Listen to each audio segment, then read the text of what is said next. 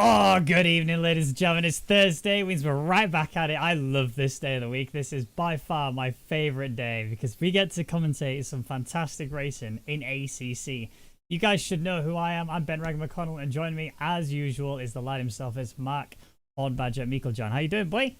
Oh, I'm so excited. I'm so excited. We're at Kyalami and the rain is coming down. Yeah, it's bucketing it down. Now, I did watch the Asia Pacific races earlier today and yesterday. Actually, yesterday had rain in every split. There was rain in only one of the splits today, but it made for some phenomenal racing. I am honestly, genuinely, if it stays like this is going to be mental. It's going to be absolutely hot, and I cannot wait. So we're not going to mess around. We're going to get straight into it and crack on with who do you want to go on board with first? I mean, I'm very excited because King is back and he is just about to start a lap. So we should go on board with King and see how he gets around this track. All right, let's do it. Let me get me mouse back, and we'll go for a nice little cockpit cam. We'll even get the broadcasting table up to go alongside it. So, press the insert key so we can see the times that people set. We are in qualifying. Nobody has yet set a time on the board. I imagine that there's going to be a fair few people wanting to get more than one lap in, just purely based on the fact that, like I say, when you've got the rain on the circuit, it's very easy to make mistakes, right? You just cannot afford for that to happen. So yeah, you're going to make a couple of laps that are going to be invalidated, but you need to try and do a couple just so you can feel a little bit more confident in your abilities. Obviously, the temperature in UK is not as bad as it was last week, so there are a few more people, and you know I think they're kind of wishing that the weather in real life was how it is in the game. Yeah, I mean, I actually got rain and thunderstorms the other night, and I was so glad I left my back door open and just sat there outside, being like, oh, thank you, Lord, for giving us this cold rain. The only downside is humidity, but you know we can get past that. Look how good this game looks in the rain, and this isn't even on max graphics. This is just on what I've got a preset for OOR commentary. And it just even in like this, it looks beautiful. I actually just realised I am not even streaming to you. Let me quickly sort that out. And I'm gonna sneeze, bless me. There it is. Sorry, the neighbours have got a bonfire going on, and I have a very easily irritated lung, so yeah, it sets me off. That's code for LBS, is it? Yeah, something like that. Well, Ethan Pierce has set the time so far of 47.0. Here comes Darren King to get a time on the board, and he goes on pole with a 46.3. So it's a bit of a step up, but that'll be a notification to others that you need to go a lot quicker than you are. Yep, that is an incredible first lap. Anytime that you go 7/10 faster than the nearest competition on your first lap, you can be pretty confident in your abilities. So, yeah, I think we'll be feeling good about that, but we know King, that's not going to be him setting it and forgetting it. He will be attacking each lap, trying to do better and do better. So it's good to see. But looking through the rest of the field, I watched about the practice sessions as well, which were also wet, and there was quite a few drivers getting in the mix. So we'll see if anyone's able to come and kind of match King, but right now Pierce is the closest, nearly 7/10 behind. Yeah, Bannett, somebody like I say, I mention this pretty much every week. I've raced with him a fair few times. He's more than capable of being incredibly quick. I don't know how much practice time he gets in nowadays. I know that he was practicing pretty hard when I was racing him, so that's a proper lunge through there, Nathan. It looked pretty quick. There's a beamer that's kind of blocking him a little bit. Ooh, that might have been a 10th or 2 drop from that. We'll see as he comes to the line. He's 7/10 down. Goes across the line, does a 46.9, so he has improved. Oh no, yeah, he has improved. Yeah, I was right. It's only marginally there, not massive. Don't know if Tudor might get a little bit of a slap on the wrists, being a little bit in the way there, because he was on an invalid lap. But yeah, see, right now he's on a valid one now. He's crossed the line again, so he'll be hoping to improve his time. Yeah, there's quite a few drivers that are having some issues right now with invalids. How many we got? Well, currently everyone's just restarted the laps, but Wagner, for example, he's invalid on this lap. There was Slowakowski was invalid on his last lap. He's now came back in. We had Tudor. We've had a fair few. They seem to be struggling in sector 3 a little bit. So we'll keep an eye and see if everyone's kind of doing the same mistakes at the same corners. But yep. Vesmel has got himself into P2, and he's actually only just under 3/10 away from Darren King's time, which is obviously now at 46.1. He did actually improve his previous best to go faster, so yeah, he's now at 46.1. 46.4 is what Vesmel has done, and then he got 46.9 for the next closest, which is Nathan Pierce. Now Barnett, I'm expecting to see him really push himself and actually commit. Ooh. What? Clock in the wall. Oh, let's have a look. If I can catch what it was. It's got like 30. Here we go. We will see what exactly happened. Comes on through. Bit tight, it looks like, going through there. Is going to be a cup of the apex, or is he just going to run out too wide and spin? Curb. Ah, this is going to be curb of death. Curb of death. No, he just ran wide. Yeah, ran wide and then boom. Wow, that is a big hit. Yep, that is a very big hit, but luckily he's done that in quali. Yeah. You don't want to do that in the race, that's for sure. Now, obviously, this week is Super Sprint week, so we are going to be doing a nice 20-minute race first off, and then we're going to have the second lot of qualifying, which is specifically for those outside the top 12, so which is going to be 3 drivers, sorry, not the safety car, or the WA car. And then we're going to be going for another 40 minutes with reverse grid. So remember, those who win the race in the first race will then have to start in P12 in the second race. So there's, it's a lot longer session, literally twice as long, and they have a lot longer to be able to bring themselves back into it, as car 11 seems to have had some sort of malfunction. Who is car 11? Am I misreading that? Decimel. Decimel. Oh, yes. But yeah, going back to the practice session, Vesmil was actually incredibly quick in the wet. So it doesn't surprise me that he's now caught right up to the back of King. Only a 10th separate them now. And Barnett, he's kind of closed the gap in as well, 4/10 behind. So yeah, Vesmil's really impressed me in the practice session just before this. Which, as I say, was also in wet conditions. So King and Vesmil are going to be the two to watch out for these races. Well, we are coming towards the end of... Well, we are now at the end of quality. We do have a couple of people who are actually out there currently doing faster laps as it stands. Let's have a look who's out there. So Darren King is improving by a 10th. Apparently Vesmil is up 21 seconds, which is... And it's dropping rapidly, so that's not true. He's in the pits. That would explain why. Pierce is not currently on a better lap. Ogden is 2/10 up. You got Schultz, who's also 2/10 up. And then you got... that's it. Everyone else is lower. So Darren King... Really looking to improve. He's just matched his previous time as it is. He's not actually gaining any further. And he's gone off a bit there, so that's going to be this lap in the bin as well. Unless he gets a really solid exit here. Because he's still matching somehow. Despite having that horrific run through there, he's actually still dead even with his lap time. Let's see as he crosses the line.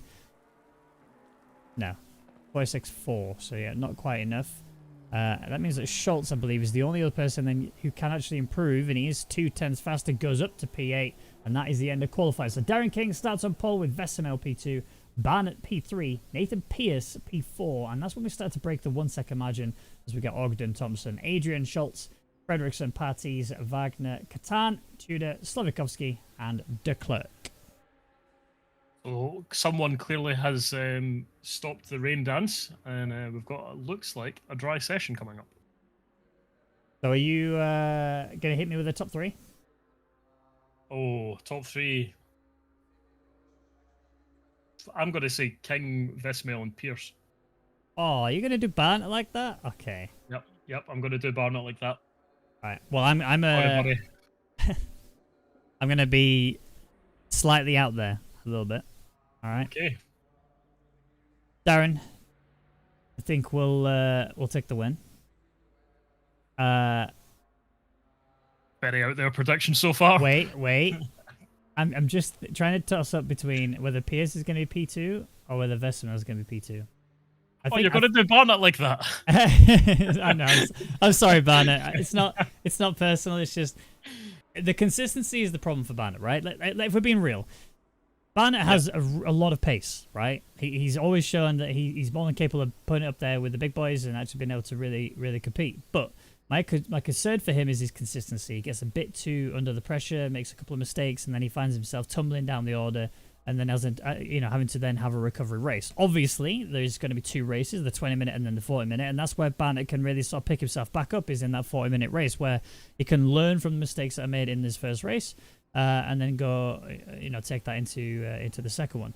However, Pierce is somebody else who's also made a fair few mistakes himself, but he has got a lot more consistency about him, and I think that's what's going to bring it down together. But same for Vesemel.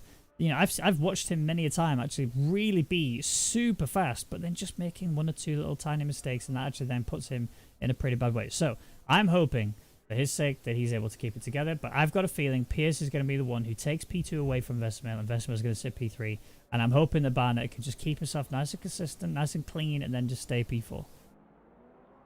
Yeah, that's, I take it we're not throwing any out there prediction. When you said you're going to be bold, I thought you were going to say like Thompson.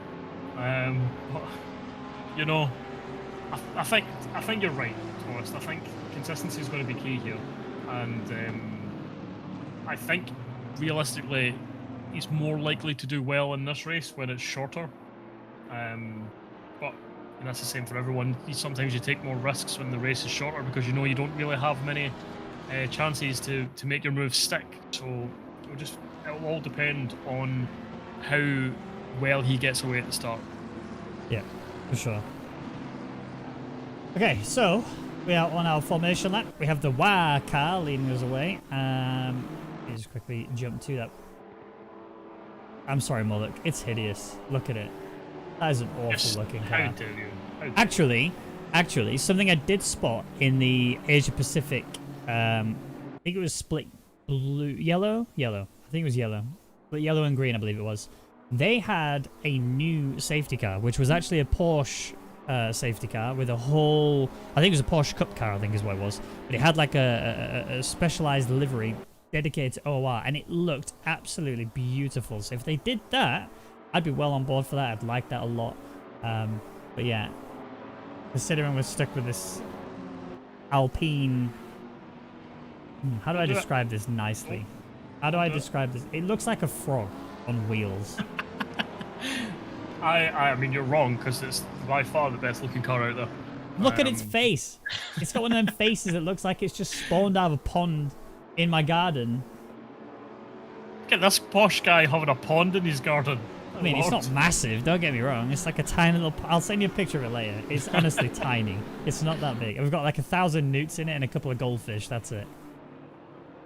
Always knew you were one of those rich fellas. Rich fellas, yeah, something like that. Tuesday, he's going to become a hot tub streamer, guys. Oh, the safety car's binned it into the wall. No way. The safety car has binned it into the wall. Yes. There is absolutely no way. I want to go back and watch that, but I can't because we're about to start racing.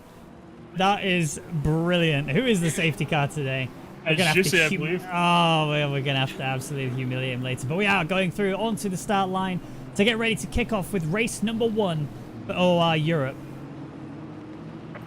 And we're away. Green light is here. Looks like the Porsche's got a pretty good start. Darren King must have been caught napping. As even Barnett's having a little crack in him as well here. Going towards turn 1. Oh, the McLaren almost nearly gets tapped there. So he goes into the back almost of the Lambo of Barnett. And now you can see both the Porsches just trying to work around the outside. It's going to be very awkward. But Darren King might lose his race lead here. Yes, he has. I think that's Vesemel who's actually taken it. Yes, car 74 is in fact Pierce. So he's going to sit back in P3. Barnett's going to look down the inside. Bit of contact. Off he goes to the edge onto the gravel. But he gets himself back again. No! Oh. The tap. That's put Ogden, I believe that is, off in towards the wall. He's back onto the track. And I think he's got minimal damage, but still disaster for him. That is not what you want to see. We've also got Schultz who's off in the wall as well. Yep, that's Barnett made a slight mistake, ran into the side of Pierce, and then it's just carnage. And now there's even more carnage there. That looks like there's several cars spun out. Oh, yes. That's Frederickson. Let's have a quick look at what happened there. We'll go back to 30 seconds so we can see a bit more of it. So, yeah, this is the rejoin. That is the touch there into the McLaren. That's gone off in towards the wall. Dudes are going to be pretty busy with this, but you can see as we come through, the Audi going around the outside. It looks like the McLaren's got a little bit caught out there. Same for the Aston as well. Audi sticking it all the way around, going a little bit off the track. Comes back on again, not a problem. Late brake. Oh, my word. Big send into the back of that Aston Martin. Completely missed the braking zone. And yeah, yeah, Fredrickson, I think. Oh no, the regen! No, there's more contact. There's it gets more worse. carnage. It gets worse. There's more carnage up in front now as well. It's been interesting. Safety car. Safety car has been called. Yeah, I do want to point out that the safety car also got a penalty for speeding in the pit lane, so it's going well. There's no way that that's happened. Oh my word. Yeah. You see, no way. This has not been going well for you, my friend. Yeah. The time that he's needed them. I think this is the only time in EU we've needed a safety car, right? I don't think we've ever needed a safety car before this. Am I wrong? You might be correct. You might be correct. I don't recall one. Yeah, I don't recall.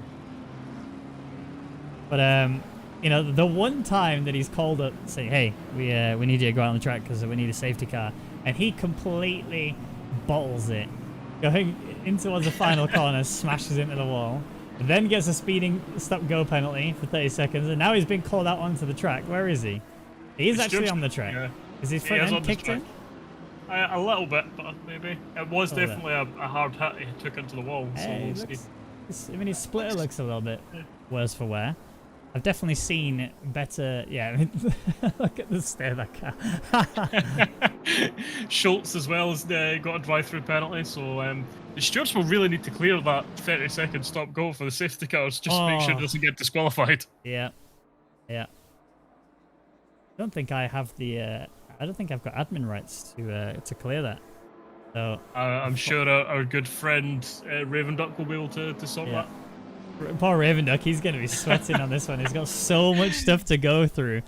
And then, poor safety car.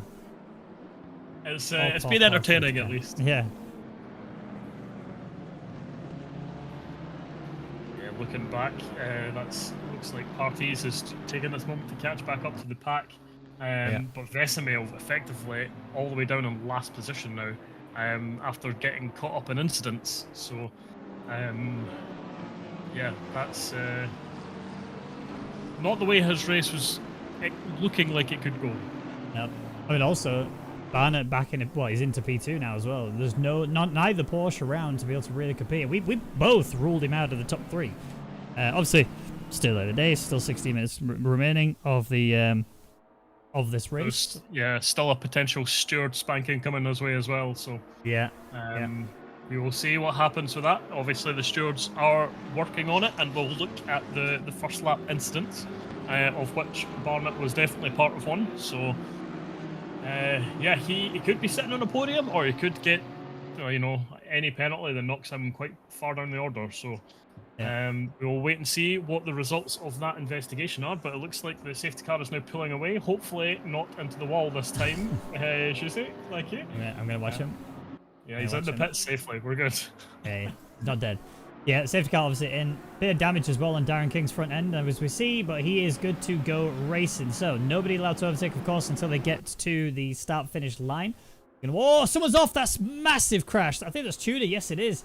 I don't know if he actually had contact there, but he's gone slamming off into the pit wall. And actually at the same time, you can see there's a Porsche. I believe that is Pierce challenging the McLaren there of Ogden. Going side by side, a bit of a touch between the two of them. That could have gone terribly wrong, but it does seem as though they've both got away pretty unscathed. Coming through turn 1, Pierce is going to be down the inside, but he's going to be stuck out here going through the right. Should be able to keep it together into this this long left-hander, which will favour the Porsche overall. And yes, it has. He is ahead. We are good to continue racing, but yeah, that was a big slam there for Tudor. His front end is not looking pretty good. I think there's a lot of cars that have had a fair bit of issues in this race so far, but King is gone. He's packed his bags, peaced out. Yeah, 1.7 seconds already. Barnett was caught napping when he restarted from the safety car, and as such, he's just nowhere to be seen. He's gone. King has he's already on his flight back home. Barnett's actually got himself a nice 1 second gap as well to Wagner, who is currently under pressure. He's got Simon Thompson chasing him down. You can see how close they are currently, although the helicam is super zoomed in, so maybe we'll switch to TV set cam 2. We'll see how this one looks. There we go, much better. Yeah, so I think the Honda is actually stronger than the McLaren here.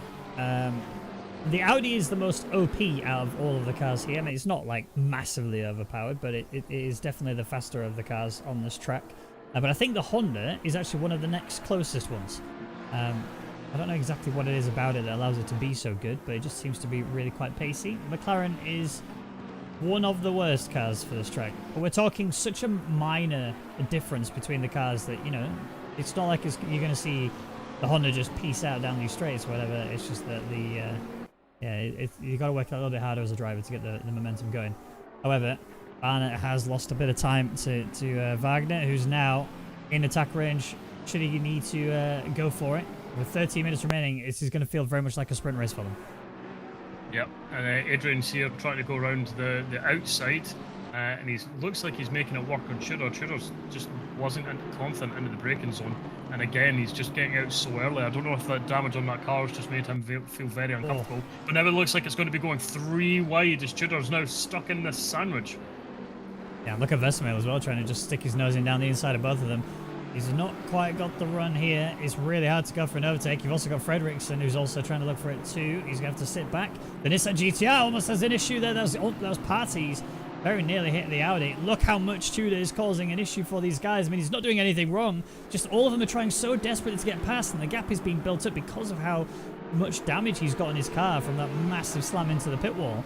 And you're going to see how desperate people are getting, especially going into it now. Surely Vesemel's going to go for a send. I'm going to look. Defensive move there from Tudor. The cutback of dreams is what Vesemel's looking for. Going down the inside. It should be able to get this one stuck this time around.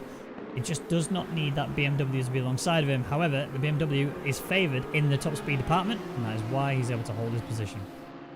Yep, but it looks like he's not got it under the brakes, and so now Vesemel's trying to go round the outside, leaves him enough room, just runs onto the curb there, and now it looks like he's getting this move done. Yeah. Beautiful move there from Vesemel.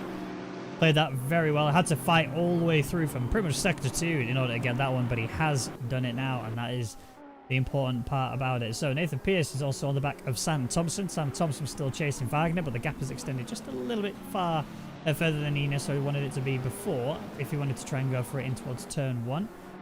Which is why he's not got it. Barnett has now recovered himself a little bit of a gap. He's just hovering around that 1 second margin. We have car 43 who served a drive-through. And he's currently now not moving on the track.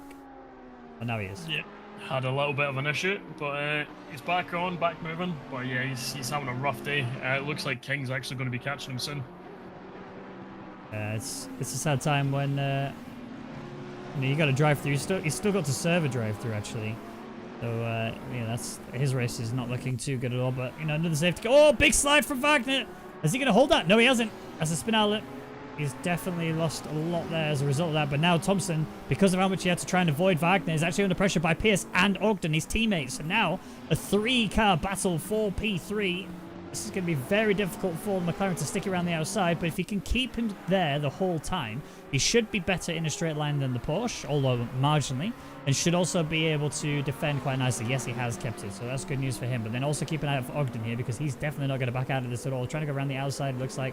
Through, he has to do the cutback of dreams. I think he's even got a bit of damage. That was from earlier when he got tapped and sent off towards the wall. But Thompson's car, so far, touch wood, looks pretty good.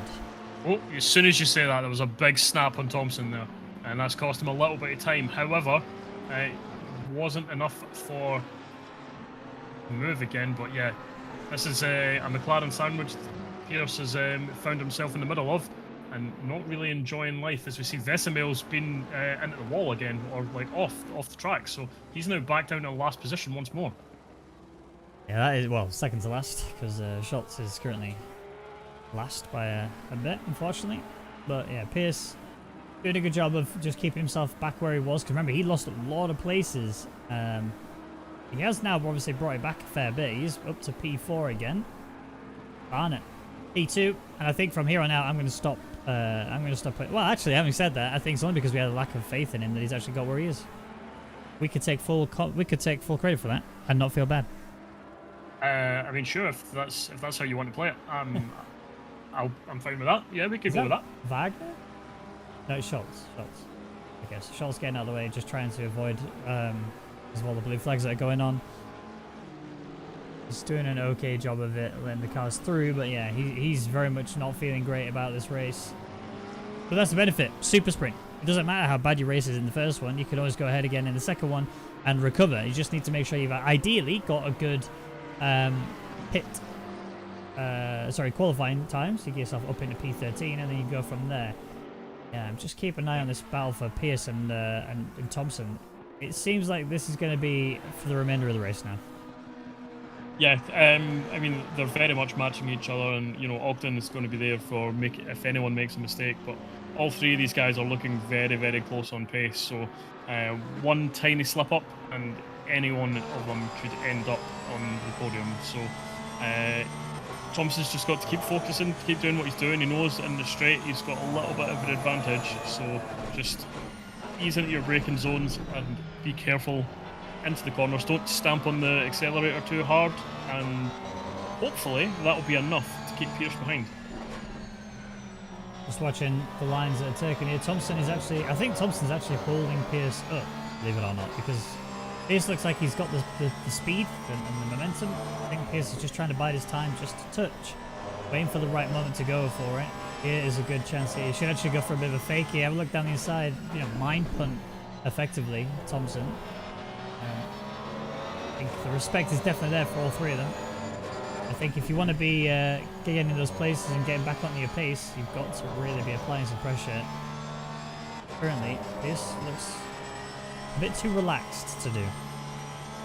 Yeah, he is looking a bit comfortable, but again, he also doesn't want to throw away his own race. You know, he's seen his teammate have multiple issues already. I mean, Pierce was also caught up in some first lap shenanigans and lost a few places, so still doing well in this race, still in fourth, still putting pressure on a podium, so doesn't need to risk anything. He could be quite confident and comfortable. Yeah. If you guys are enjoying what you see, if you haven't already hit the thumbs up button, please click the like button. It's free of charge. It doesn't cost you guys anything, and it does make a world of difference to us. So if you could, I would very, very much appreciate it. Thank you, thank you. But in the meantime, here we are obviously still continuing with these 6.5 minutes remaining of this first race, Split Blue. Before we move into Split Red later. I'm not seeing how Pierce needs to start getting a bit more aggressive here.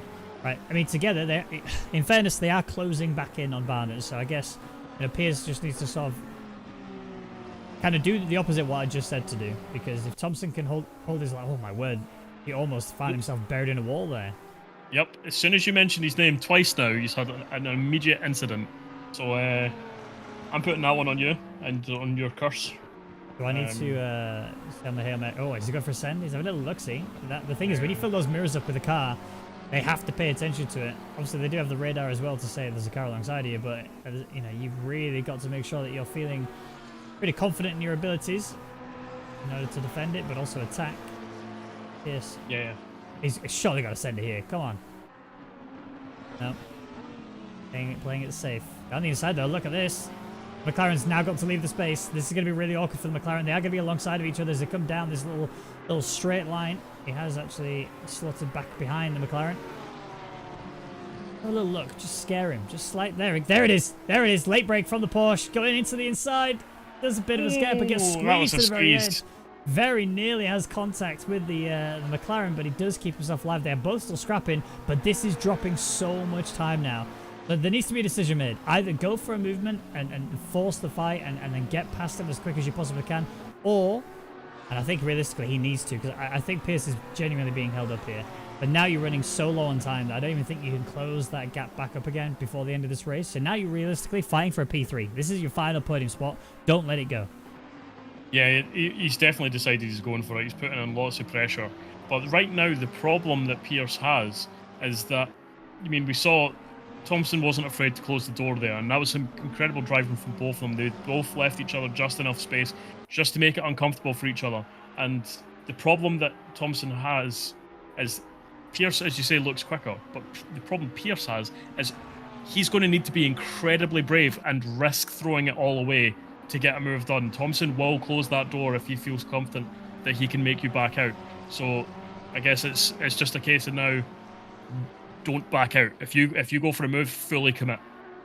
Well, yes. I think it's also a combination of being the stronger mental person, you know, because I think when it comes to, like here, for example, he could flick to the, that's exactly what he's done. He's flicked to the inside, and that's where the mind punts can come out. But Thompson seems to be strong and stable, like our UK leadership But you know, this.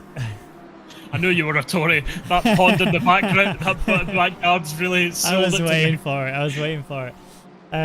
Oh, penalties are starting to come in thick and fast. So yeah, Tudor's got one, Wagner's got one, and Slavikovsky have all got 15 seconds penalties added to their race time.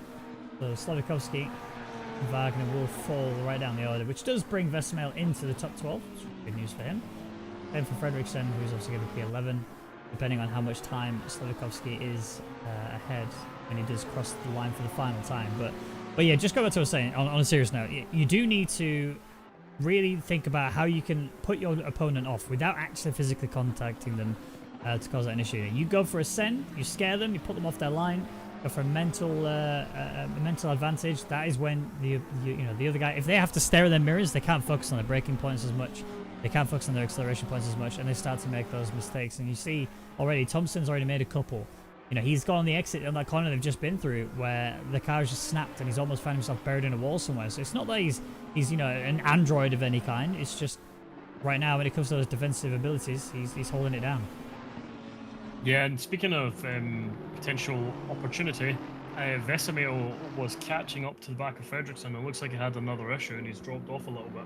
But if Fredriksson can get, if Vesemel can get that position on Fredriksson, never mind. Doesn't need to. 15-second penalties have just been applied to Fredriksson as well.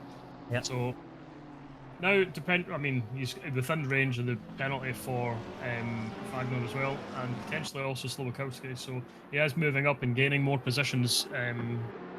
So that'll be good for the points for this race, but I'll also put him right up at the sharp end for next race. So exactly. He's sitting pretty for the next race, which will be starting after second qualifying session immediately after this one. 1 minute 42 on the clock remaining of this race. Oh no, Pierce! Oh, that was a card round. That could have gone horribly wrong. Yeah, Pierce is just taking that long right-hander, long slow right-hander. There's such a tight angle that's actually causing him to not really be able to do anything.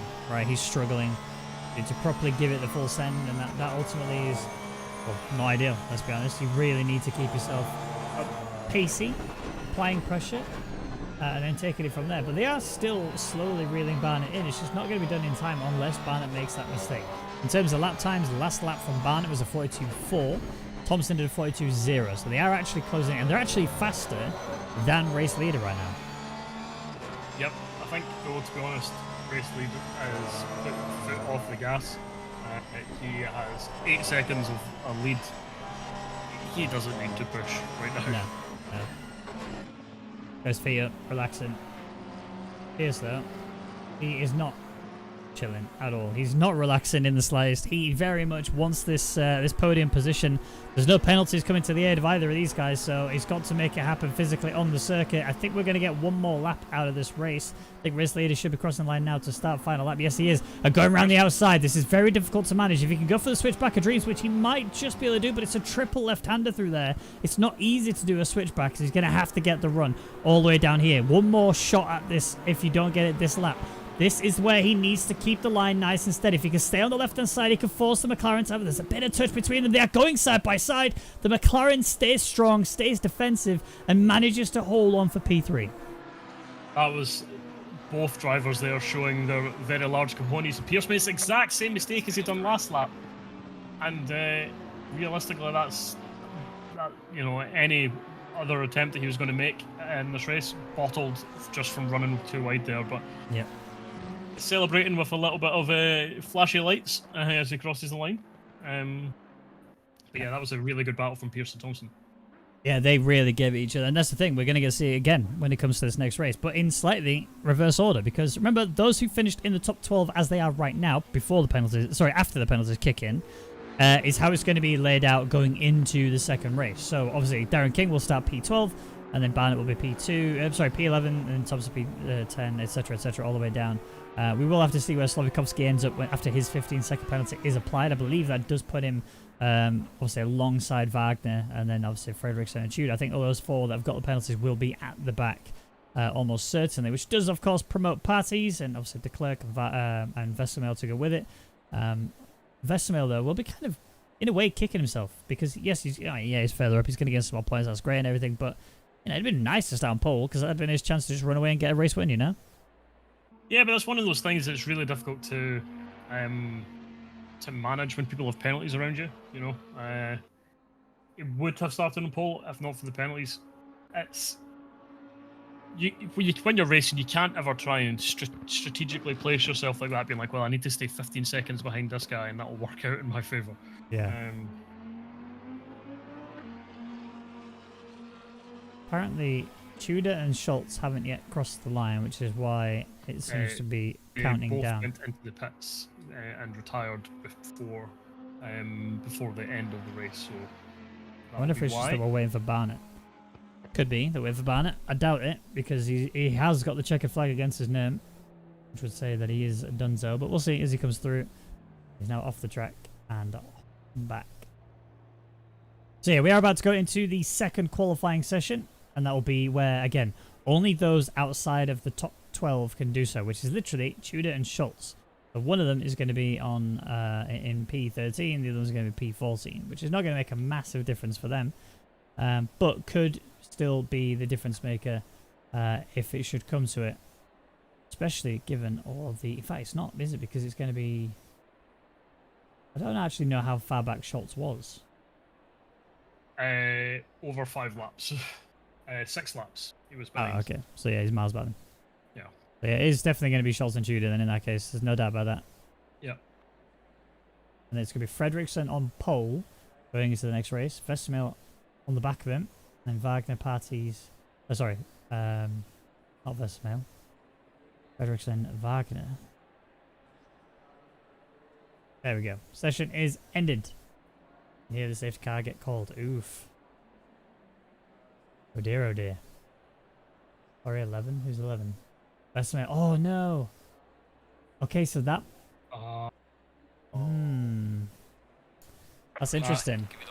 Yeah. Okay. That could be... I mean, obviously the stewards have not deemed it penalty worthy. They've not provided any sort of penalty during that race, because it did happen pretty early on. So if they were going to issue a penalty to him, then they would have done it already. But that could have... Yeah. Interesting. That's very interesting. Yeah. So a little bit of bump and grind, I think, when Vestermail started to slow down for the safety car, by the sounds of things. There ain't nothing wrong with the little bump and grind. Well, unless you're Vestermail. That's true. There ain't nothing wrong with a little bump and grind. Do you remember last week's conversation? The movies? Yeah. Yeah. Did you then go and watch any films afterwards? No. I actually did.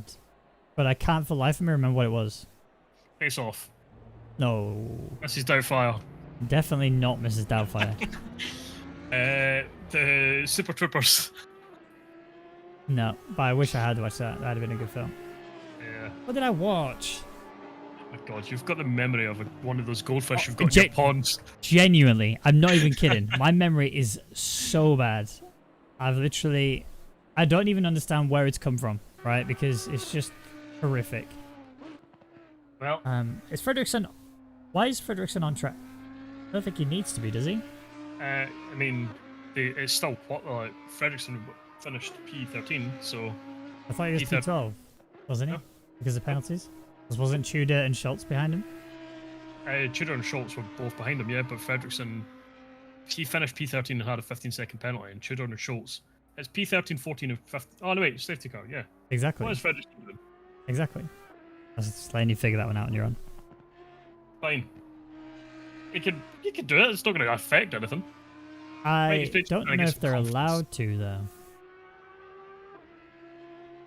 I'm not sure. I don't think they're allowed to, I'll be honest. Yeah, fair enough. Well, right now, it is only Fredriksson and Schultz, so unless Tudor, for some reason, finished in front, no, just rolled over with like 5 laps to go. Well, so... Tudor isn't... Oh, he's a P7 at the minute, yeah. I wonder... Does Tudor... Tudor's on his way out now, right? Yeah, he is. Okay, so Tudor is actually on his way out. Slavikovsky is on his way out as well. Answers on a postcard.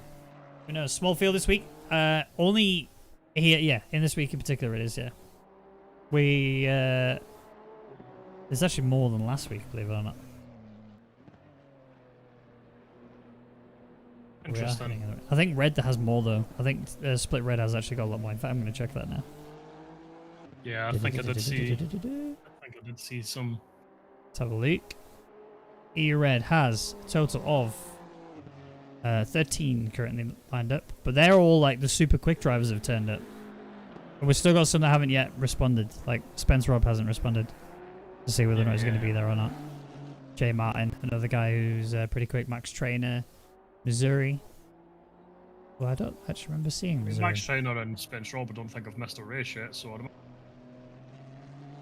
I love watching this piece. It was still in a heat wave a little bit. It's not as bad as it was before. I mean, it's pretty hot today, I'll be honest. I don't know about where you are. Just because you're in the booth with me, darling. That's true. What is it like where you are, temperature-wise? It's not bad. Honestly, it's about 19, 20 degrees, but for a Scotsman, that's far too much. Yeah. You're not burning to a crisp right now? Let me have a look. What's the weather? Weather. I mean, 18 degrees. It's pretty cool. Yeah, otherwise I say the storm the other night definitely helped my mood. Just like I could taste the temperature going down. I was like, oh, this is so good. I went from like 26 to like 15 in the space of like an hour, and I was like, oh, this is the life. Now, I'm not calling the weatherman a liar, but I have a precipitation percentage of 100% that it's going to rain. It's not raining. IRL. So I'm calling it a lie. Oh, I've just seen the track is greasy, by the way. You're trying to blame it on the weather, man. I'm not going to blame it on sunshine, am I? Blame it on the moonlight? Blame it on the good times. I'll blame it on the boogie. Yeah, me too. You know, I just can't dance. I can't control my feet. So the next line's in the song. Yeah. I only know that up to the boogie bit. To be fair, you completely switched song like from what I was doing, but you know, we'll what go did you your go way. The first thing I was saying was like the blame it on the weatherman, which I think was TLC. Like, no. Blame it on the weatherman. Is that an actual song? Yeah. Blame it on the weatherman. Bewitched. Bewitched. I knew it was one of those mental 90s people. Bewitched were actually pretty good. For a 90s kid. For a hold on. For I never said it. Let me save my reputation here. I'm in agreement with you. I'll just say that right now.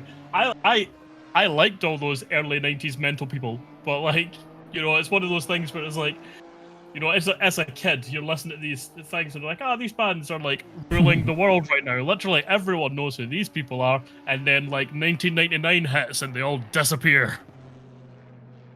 Let's have a quick chat about the, let's have a quick chat with the chat, shall we? So, hello Lamp, hello Chris Vining, hello Stick Death, hello Darrow, hello Mahusive Duck, hello Beaker, Tiger Racing, my boy Joe, Altruit, Max Trainer, and Bad Ducky. How are we all doing, guys and girls? Small field this week, so we have 80s and 90s in freedom units. I don't know what that is in Celsius units.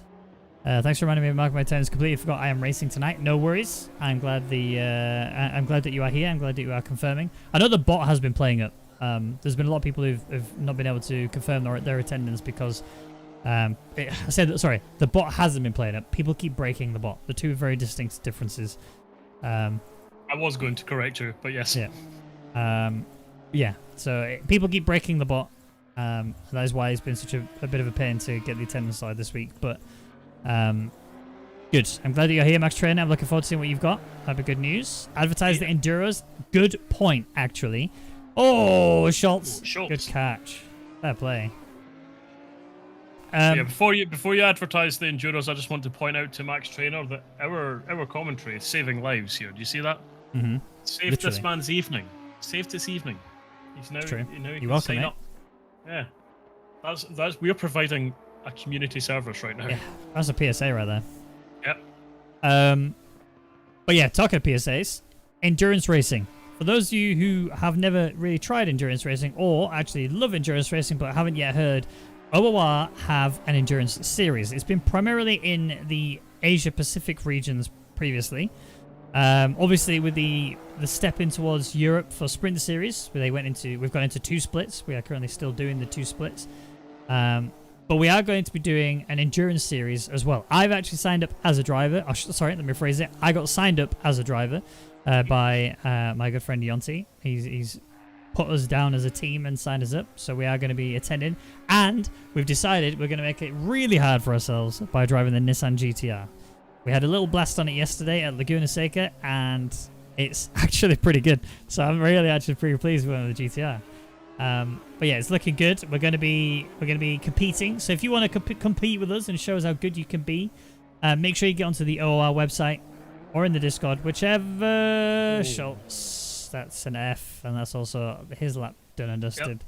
That's the final lap for him, but Fredrickson's actually improving by about 3 seconds so far. So but I don't get why he's doing it. Me neither. But you know what? Screw it. He's doing it. We can't argue with that, can we? Let's see what he can do when he crosses the line. I think the track's clearly getting a little bit better, but it looks like that'll take pole. And it does, if it's allowed to happen. So. Well, either way, he's not lost anything, has he? Nope. If you think about it, he's not lost anything. Because he's starting exactly where he would have started anyway. Never mind. But yeah, it would be Tudor, then Schultz straight afterwards. So we are now going into the final race of this split, and then we're moving over to split red shortly after. Katan is in here. That's a new... wasn't in the first race, I don't believe. Didn't see a Bentley. I don't think he was, unless... Either that or he had a horrific first race, and I just don't remember it. I don't think I recall seeing his name. So... Nope, me neither. You know what today is, though, right? Because... It's Thursday. True. But do you know, because it's a super sprint, this is the day where EU can prove to the world a straight line can be done. Nope. What do you mean, no? This is our chance. This is our moment. Nope. It's our moment. We need to follow the safety car, though. Let me quickly tab and... I mean, after the shenanigans from UC last... yeah, last true lap, that. I don't know. I think UC will be the one that messes up. Well, we're going to get ourselves prepped in the perfect camera angle so we can see if we get ourselves a nice straight line. But yeah, Mullock, who's the, for those of you who don't know, is the owner of OOR. He has basically said if we get a straight line, whichever split gets a straight line, will all the drivers will receive what are called stubby holders. Which, for anybody who is from any other part of the world that isn't Australia, they're basically like little fabric thingies that go around like your cans and bottles and stuff like that to basically keep the temperature nice. So if it's cool already, then you'll keep it cool. If it's hot already, you'll keep it hot. So they're like thermal thingies, if that makes sense. But they look pretty good. I've never used one because apparently they're a very Australian specific thing. But if we can do it, we can cause Mullock to spend a lot in shipping fees. So let's do it. Yep. Let's spend his money. Ruin that man's day and have a straight line. So guys, this is your moment. Make us proud. I want they won't. some Australian goodies. I just want a hoodie. That's what I want. You had to go and mention that, didn't you? Why? Sad. I've still not got that hoodie. Oh really? Yep. Ah, damn. Well, they've kind of just disappeared, honestly. There's no response from them whatsoever, so... Yep. F. We can drop them off our list. Yeah. Right, straight line. Come on now, people. Your name's been called. Who's up first? Please straight line, please straight line, please straight line. That's already failed. That is already a failure. That's,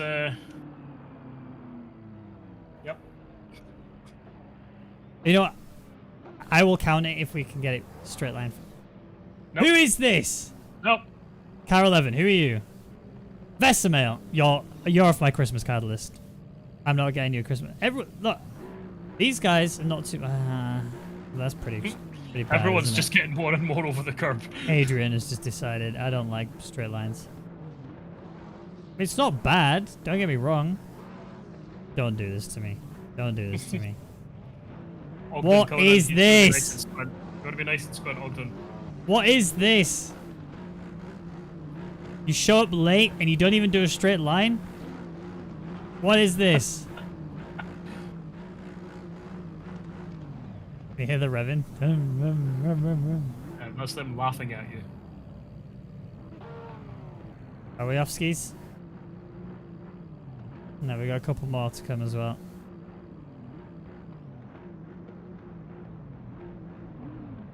Yep, we're off now. Didn't even wait for King to get in. They were like, no, this isn't a straight. I'm done. Straight. I'm out. Yeah, sorry, bro. I'm genuinely disappointed. Actually disappointed. I'll get you one. Don't you worry. Thanks, man. I actually didn't know like, how expensive. I'm gonna get one that's gonna have like a picture of my face on it. So every time you drink, our lips will touch. I want that. Do that. I mean, you don't. I mean, it's only if you drink a can with our lips ever have a chance of touching. If you had a bottle, there's no way that's happening. Then that would be a different picture. It did. For some reason, I have just thought about your super cool bottle that you've got. Yes. Is it you that's got it? Yeah, it is you that's got it. Is it a skull you said? A diamond skull or something?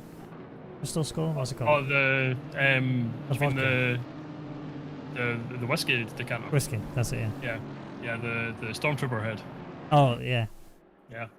Yeah. Pretty cool, isn't it? So good. Yep. Oh, I love it. It was the best Christmas gift ever.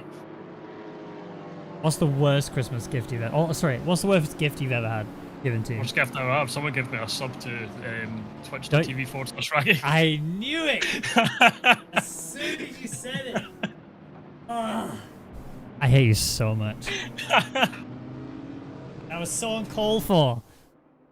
You set it up beautifully. You I'm so upset that you just did that to me, dude. Just cut me deep like that, man. It's free advertising. Yeah, at my expense. God damn. I'm upset. Well, you know what will make it better? What? You telling me what was actually bad for you? No, we're going to have a good race, and we're going to get a safety car that goes safely into the pits. No, we're not. I'm staying on board. He's already off. He's already off. Never mind. That's on me. Sorry, Shizzy. No, he's fine. He's fine. He's fine. He's not dead. And it's Yoshikaki. Remember, I pronounced it wrong last time you shouted at me. All right, here we go. Helicam time. I'm going to actually switch it up even more than that because this is a really bad version of the helicam. We're going to use drone cam. Let's see now how we do going in towards turn 1. So race 2 is about to get underway. And off we go. Already, look at the jump there from Vesemel. He's on a fire right now. He's going to shoot down the inside of hopefully both of them. But it looks like, I believe that Slavikovsky's got a nice start. He's going to keep himself nicely ahead. Yes, he is. Wagner's just getting mobbed right now by people. All keeping it clean through turn 1, so that's not a bad sign at all. Yeah, Slavikovsky will still remain the race lead. Will take race lead. Sorry, Vesemel has now jumped up to P2. Wagner is definitely not feeling great off the start. Look at Vesemel go! He is off! He's gone. He's just taken away with his race. Everyone else is keeping it clean. And Vesemel is pushing around the outside. Don't touch him. No! There's contact. No! They're around. They're both gone. And there's mistakes there from Wagner as well. And there's a lot of people making mistakes down the middle of the field. And look down the inside is the McLaren there trying to send it on Aston Martin. Not going to get that one done either. But F's in chat for Vesemel. He was trying to make amends from that previous race and was doing so well, and then just a slight bit of contact, and that's ruined this race for him as well. But look at King. King is already moving so far up the field. He's keeping it clean, and he seems to be on an absolute charge. Yep, King, somebody you can rely on for that pace. But right now, Parties, the Nissan GTR is your race leader. And there's also a bit of a scrap going on. It's the Bentley's going to go for the inside. They're going to look for it. Can't get it just yet. That was Catan having a look at Ogden. Ogden is going to be very happy with sitting in P2 for now. But there are a lot of quick people behind him. So you've really got to try and capitalize as soon as you can. Get away as quick as you can and not allow the gap to just sort of crumble. Big off track there from Adrian. That's not the run you want. I'm going to go on board with Darren King here because I've got a feeling he's going to get a bit yeety soon. Yeah, to be honest, he's a bit far back right now, but coming out of the first couple of corners, he should really make a move. But look at this. from Pierce going round the outside of Thompson. Didn't make it stick, but what an audacious attempt that was. And Darren King is actually right on the back of him as well. Now looking down the inside. This surely cannot work. No, he's trying to scare him off the line. It did scare him off the line, but it hasn't scared him enough, and it's actually scared Thompson somehow. He's gone off the track. Pierce then just drove a little bit off the track as well and nearly goes into a bit of a spiral.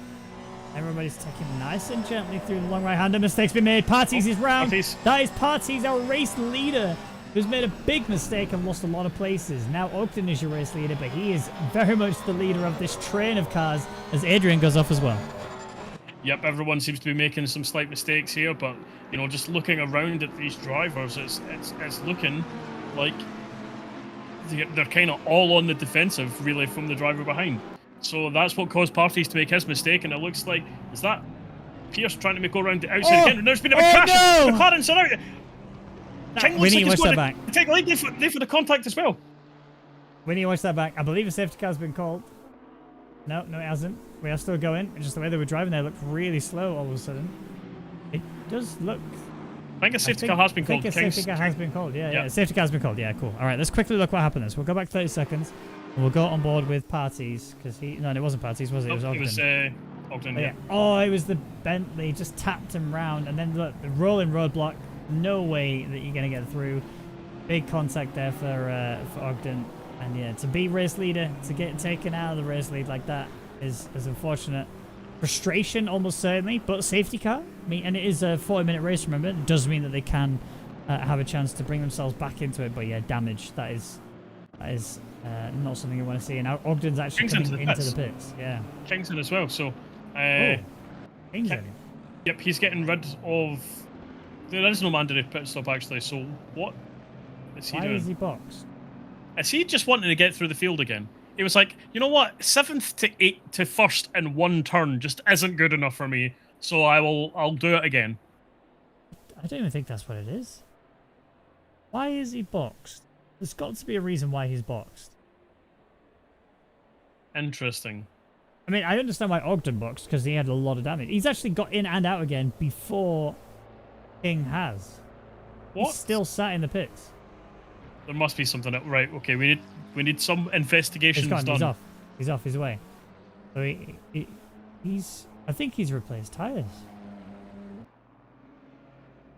Maybe he'd messed up his pressures or something? Yeah, maybe. But... I don't know. To Frank in the chat, I believe you are allowed to pit under the safety car when you do not have the mandatory pit stop. If you're clearing your mandatory pit stop, it doesn't work. Or it's you get a slap on the wrists. But since this is no mandatory pit stop, apparently, yeah, people are saying that King smacked into the Aston hard. It looked like it definitely was a tap. I didn't think it was that hard a tap. But yeah, that's explains why he was in. But I mean, it really didn't look like there was that much damage. Well, let's actually talk about damage real quick, because if you look at the front two, they both have pretty heavy front damage, especially Pierce. His front splitter is in a really bad way. Same for Thompson. Barnett looks pretty okay. I'm not really seeing any sort of damage on him. Apparently the Aston, which I believe was Adrian, I think he might have a bit of damage on the front. I had a quick look at it, and it didn't look particularly great. We'll look as he comes round. I think there's a tiny bit of damage. It's very minor. It shouldn't really cause too much of an issue. Then we've got Fredrickson. Let's have a look at his front end if we can. Going through. He has a tiny bit of damage. Vesemel looks clean for now. Same for Tudor behind. And then you got Wagner, who was very much up at the front initially. His front end still looks okay. He just didn't look very stable going through, and that was the main problem. We are back racing again, though, so let's have a look at the race leaders. It is, of course, Pierce, who is your race leader, and then Thompson hunting him down. They have been fighting previously. Pierce was the one on the attack previously, and now Thompson is the one who's having to return the favour. Actually, a bit of a deep move there from Pierce. Just looked like he carried a bit too much momentum through in turn one. Did run very wide, but has still managed to keep hold of race leader. Thompson on the back of him, and then you've got Barnett, who's watching this with eager anticipation as Thompson is trying to go around the outside here. Yeah, and this looks like it could be end up 3 wide into that corner. Barnett looks like he was angling a dive up the inside, but there's just no room for that there. As Pierce and Thompson are now having a little bit of bumping in the same corner that caused Vesemel his issues earlier. And now they're just going side by side through this, and Barnett's now getting under attack from Adrian. Adrian looks like he's going to go round the outside, but just been closed off there from them.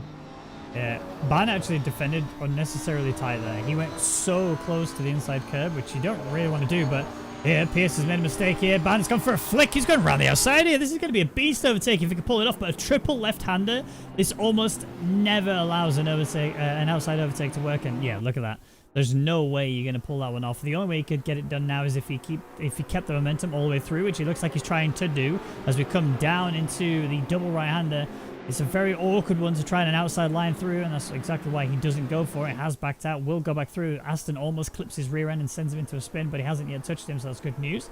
Vesemel behind, though, does have a little bit of a scare, but keeps the car under control. A big snap from Barnett off the track, down to the grass, loses a couple of places, might even lose a third. I think he has.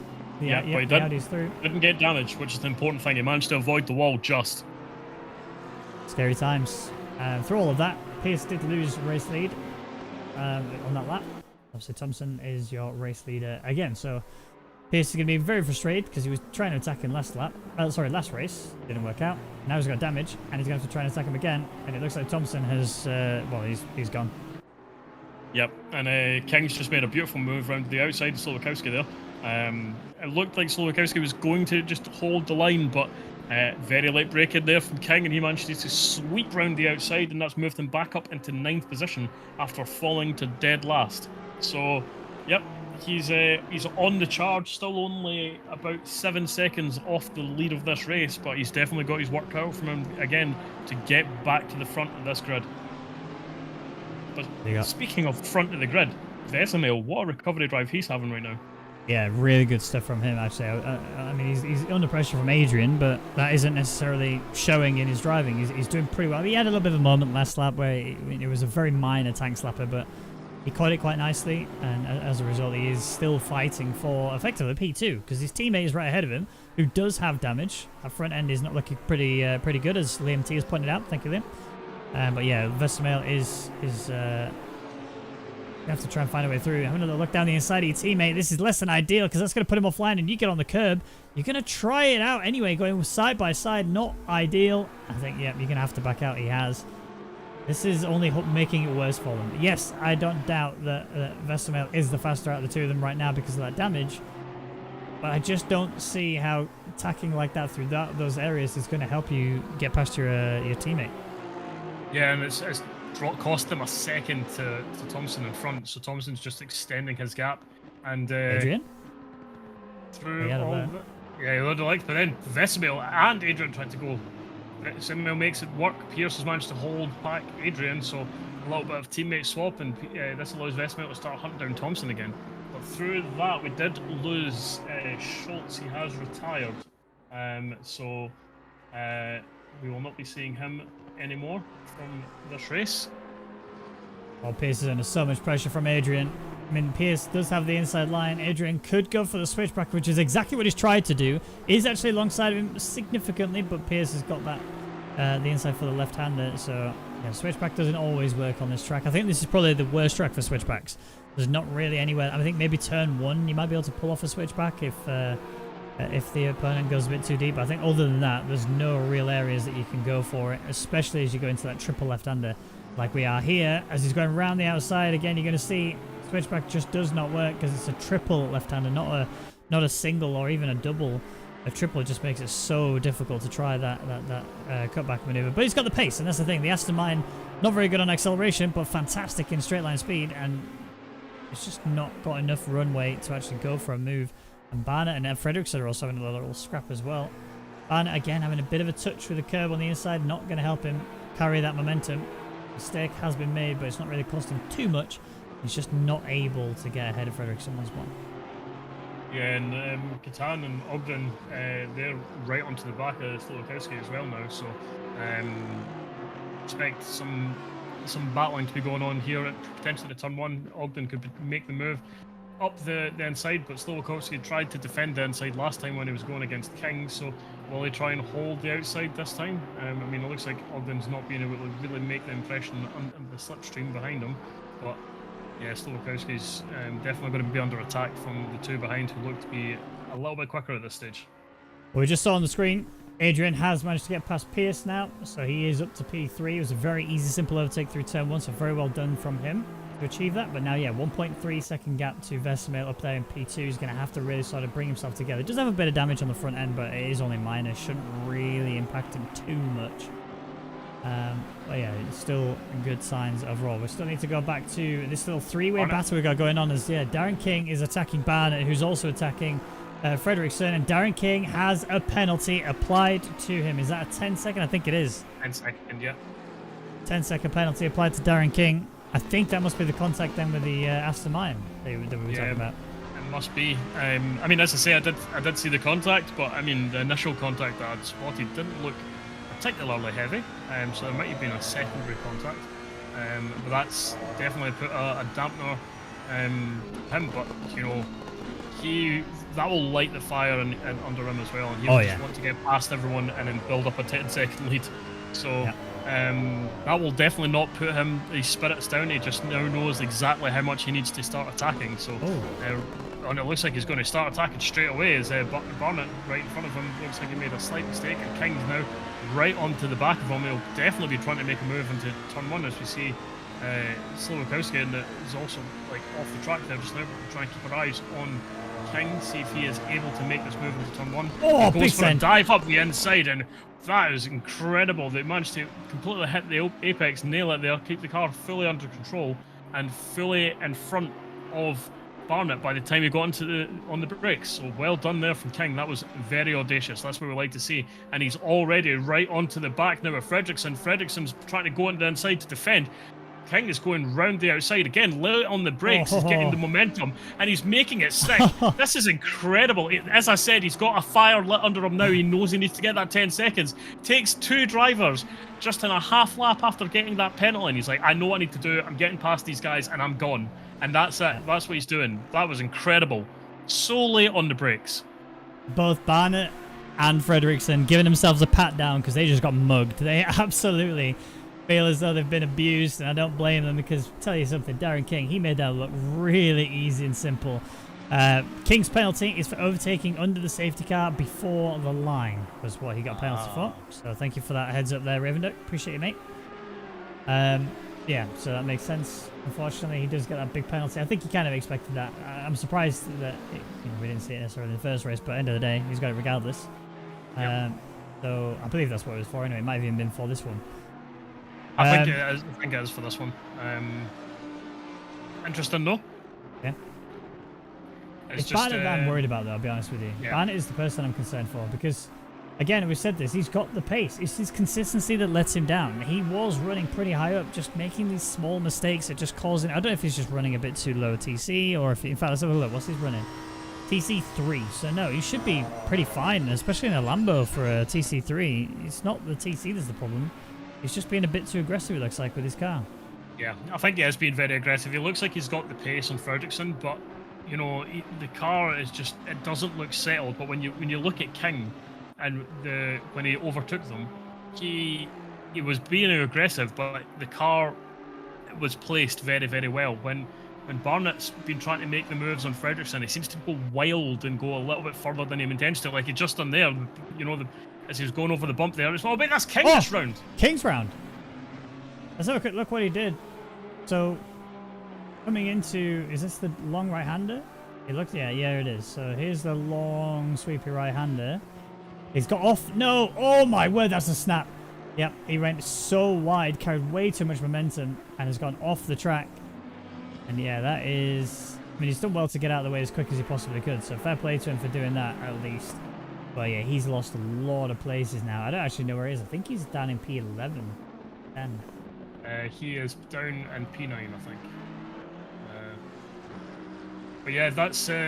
We'll ignore the fact that was immediately, as I said, that he was in complete control of his car going around those overtakes. I'll just shut up now and sit in the corner. Yep, all your fault. We've seen the best and worst from him today. Yeah. But, again, there's still 23 minutes left to go. I do not imagine he is going to be finishing P9. I imagine he will find some pace and get some drivers. So we'll see what he can do. Still plenty of time for him. He's got plenty of pace in that car. Realistically speaking, he was at least, a second faster than the guys around him. So he can definitely make up some time and make up some pace. So we'll see. We'll keep an eye on that going further into the race. But the battle right now, realistically, is Barnett and Fredriksson. And Wagner is trying to drag himself into this fight as well. He's catching up. Whilst Barnett is slowly bringing himself further forward, let's catch up on some of the messages that I missed in the chat. So, better get a straight line 14 cars with that. Missing hoodie, you say? Hello, Mike. So, just to clarify, it's not an OOR issue. It's a me-specific issue. Basically, I have, or had, should I say, a partner, as in like a company partner, who were doing my merch for me, and an order was placed like back in December, and still the order hasn't been received, and the communications have just completely stopped.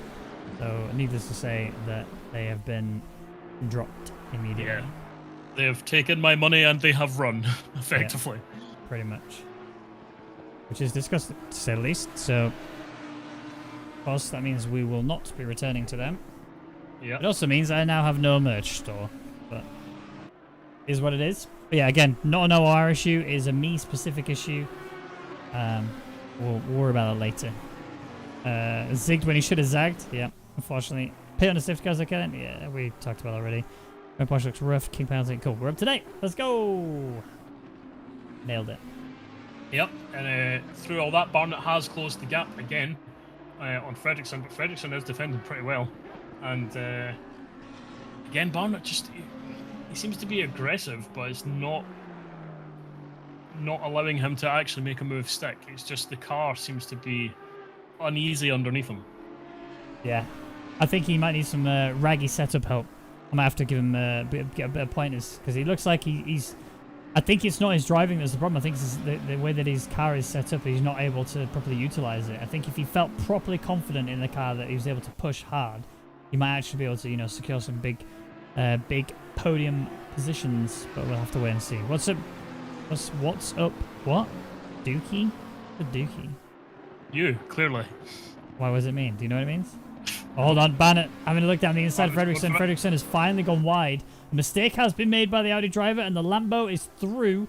I don't see the Audi sticking this around the outside, but he's giving it a go regardless. They are side by side throughout. I think Barnett might actually be able to benefit more from this. That was a very big off track there from the Audi, and that has allowed Barnett through. He's up to P4. He just needs to remain consistent. Well, hello, Jay. Welcome. There was a big mistake there from Fredriksson, but the space was left. He wasn't running out the track. Oh no, Octane! I mean, Wagner was following Fredriksson, and it looked like he had to slow down a little bit because the Audi was just a bit too slow. And then, bit of a touch from Octane. Yeah, had a little bit of a touch onto his rear just because of that, which. Again, when you're following that close behind the driver in front, that's always a danger that you put yourself into, both from Ogden and from Wagner. So that's heartbreaking from him. Yep. F in the chat. I'm going to put it in myself. Do you want something terrifying, though? Go on then. The last, I believe 2 laps, it might just be this lap, but Thompson and Vesemel have set identical last laps. Oh, yeah, I see it. A 42.519 for both of them. Yep, and I believe the last lap prior to that was a 42.6 as well for both of them. So, they are going identical pace right now. Which is frustrating if you're Vesemel, because you really want to be closing that gap down, but it is, what is it, 2 point? Oh, it's more than that, isn't it? I can't see what the number is. Is that 7? Yes, 2.9 right now. It is 2.9? Alright, yeah. So 2.9 is the current gap between the two of them. So to break that down with the final 18 minutes remaining, it's going to be really difficult to make that one stick. So Hopefully Vesemel finds some pace. A 42 is not bad at all. Just want to point out I can do 41s on race pace. Oh, that's because, you know, you've got those raggy setups. That's true. That's the gold right there. True. I could do a 41 in raggy setup. It's true. Confirmed. Why are you being nice to me all of a sudden? You already slammed me earlier. Why now are you being so nice? It's a bit of give and take, you know? Well, yeah. You gave me some earlier, didn't you? That's for sure. Well, the stream can't know about that. It's PG stream. PG stream. PG.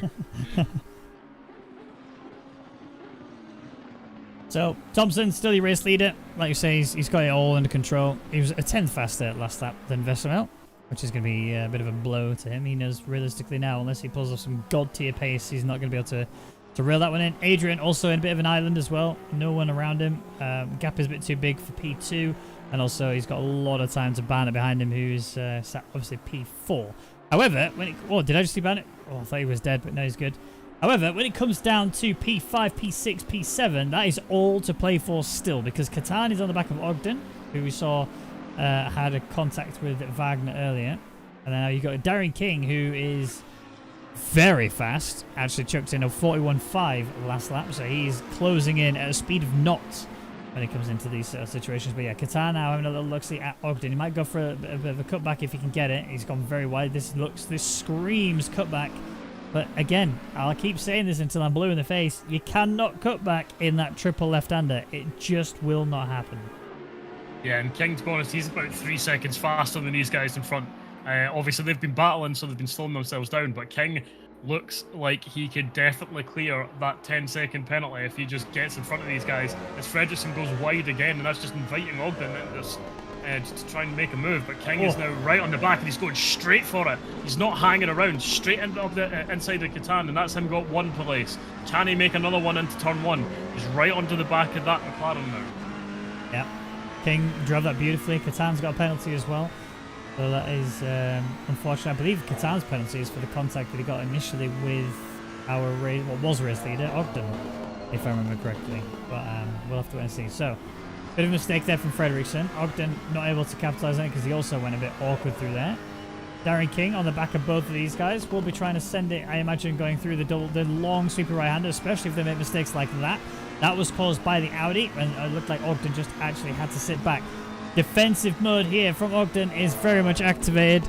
You can see now as he goes round the outside from Darren King, trying to stick it through. This time he stays within the track limits. This time he doesn't go for a big spinale, and this time he gets that position. But he needs to get one more on Fredrickson, and you can't really overtake through here. It's just so tight, so narrow, and he can't afford to go for any awkward yeets. He's going to have to wait for the braking zone. And I hope he knows this, and I'm sure he knows this, but he's not surely going to try the cutback maneuver here. No, he's not. He's looking for the inside. He was going for the mind punt. That was a fair attempt there from him. And actually, he's done it. No, surely not. He's definitely put the mind punt. That was Fredrickson there going a little bit deep and allowed King to kind of make a nose. But yeah, honestly, watching King drive is beautiful. Like, the way he places the car and kind of controls what the other drivers do around him. He's such a clever driver. Yeah. And we see a little bit of a twitch from him there, but he's just all over the back of Fredrickson there, and I don't think Fredrickson can defend this. Not down the straight here. I mean, the Audi is good straight line speed. I think the Ferrari is actually stronger in the straight line. I believe the Audi's better on the brakes, though. So this could come down to who's going to be better on the brakes altogether. I think the gap is just a bit too much for King to actually try and stick that through. But again, cutback maneuver is going to be pretty good here if he can pull it off, especially if he can stay on the left-hand side going into this, which he cannot do, going into this left-hander here. Momentum carrying slightly favoured, but this is now going into Darren King's favourite spot to overtake, it seems like. I've seen him go through this corner 3-4 times here today, and he's gone round the outside every single time, and he's doing it again! How is he overtaking like this? Just so much confidence under the braking. And you can see Ogden there wanted to try it as well behind him, but now he's had a little bit of a touch to Fredrickson, and that's doesn't cause any damage and knock him out, but there was a definite little bit of bumper to bumper action there as King's now making his way past this fight. But the rest of these guys, Ogden, Catan and Fredrickson, they're going to be having an absolute scrap for the final 13 minutes of this race. From this, wait, have I just heard Darren King go off? Yes, he's off track. He's off track. Let's have a quick look at. I heard him go off the track, hit the gravel. Let's have a quick look what happened. Coming up the hill, he swept really hard to the right, went too far right. It's hit the grass, and has he hit the wall? Yes, a big hit with the wall as well. Has big damage. How can he pull off those insane overtakes and then do that? That's twice we've seen him do that. He's been absolutely beautiful to watch. Like the maneuvers he's been pulling off, it's been a joy to watch him do what he does best. And then he's been making such minor errors that are just costing him so much. And he's coming into the pits, and I imagine that's a retirement. Yeah, that's a dunzo. I mean, a 10-second penalty would have put him pretty far back anyway, but add the damage. Yeah, he's that is very much giving him a lot of sadness. Yeah. I mean, F as you for said, Darren King. We've seen the best of him today, and we have also seen the worst. But however, I do want to say, from now on, I'm naming that corner King Corner. Yes. He's absolutely deserved it. That is King Corner from this moment forward. That long hand that we're going to see here is absolutely King Corner from now on. Yep. That's... I still don't understand how he's done that. it's bonkers. And it's a Ferrari. It's not like it's got crazy amounts of error, right? It's got a fat spoiler, and that's pretty much it. Everything else is against him. Especially going against the McLaren, which has the error. Oh, Fredriksson's off. Tan's off. It looks like Ogden's the only person in that train of people that actually was clean there. So both Fredriksson and Catan having moments, and that's freed up Ogden to start, try and disappear in the distance and claim that P5 as his own. I don't think he'll be able to catch up to Barnett before the end of this race. It's just too big a gap. But as I say that, Barnett goes well wide into the final few corners and losing himself lots of time. So it looks like everyone's struggling for grip right now. Yep, really, really is. So, I mean, race leader and Vesemel, they're still keeping their gap as it was. I think Vesemel's been slightly slower per lap than Thompson has, and over time that has increased up to a nice 3.5 second gap.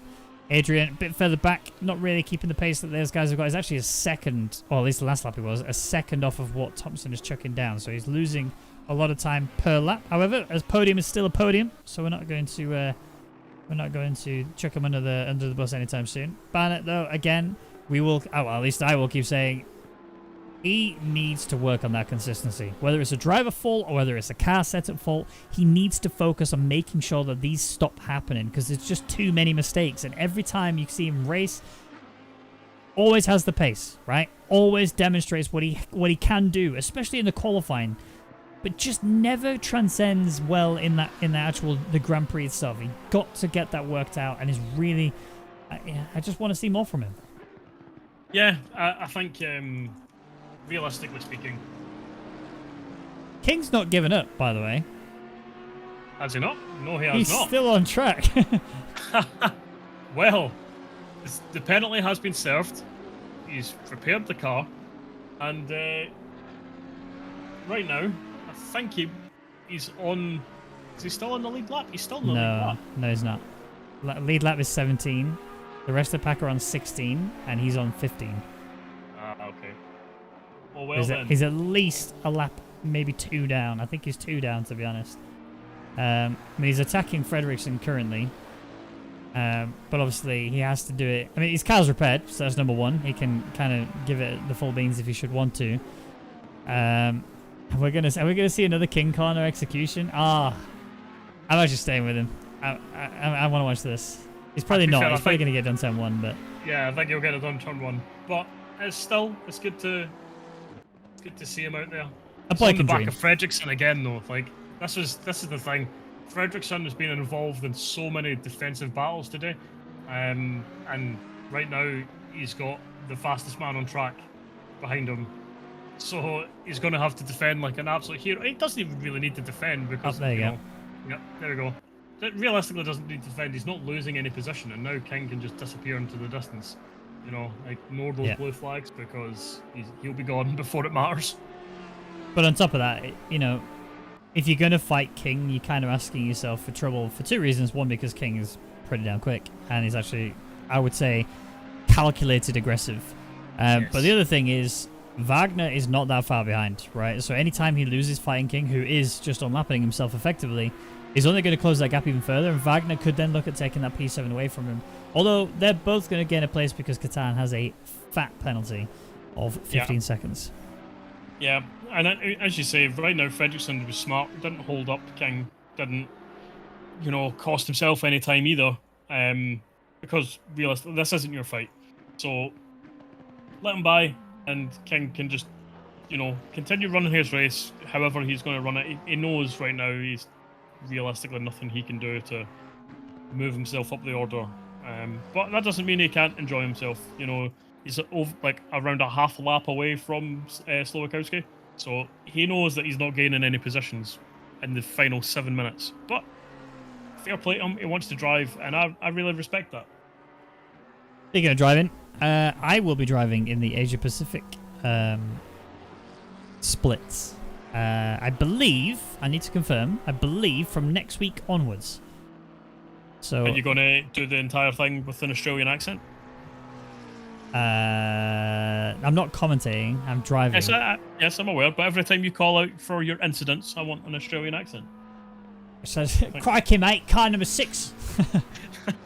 Yeah, just like that, because no one will find that offensive. They'll give me a 15-second penalty just for shouting my car number. I'm sure they'd give you 15-second penalties just because for the beans. Yeah. Well, yeah, Cam. I think Cam. I don't know if Cam does the split that I'm going to be racing in. But I'm doing the Thursday one. Split blue, I believe. Very nice. Yeah, so I get to drive and commentate an OOR races, should I say, in the same day.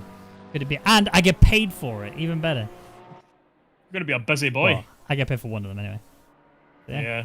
Happy days, man. Happy days. However, the sad part is I have to drive the Lambo, which is a big F. My condolences. Thanks. It was either, what was it? I had a Lambo, a BMW, or let me find out the other one. I think the other one was a Honda, which I said, yeah, I'll take Lambo, mate. Let me double check. What was it? Yeah, Lambo, Honda, and BMW. That was for AP Blue. So yeah, I'll be driving AP Blue. I've chosen the Lambo.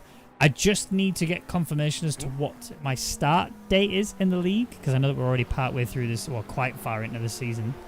But yeah, it's gonna be a blast, as they say here in the UK.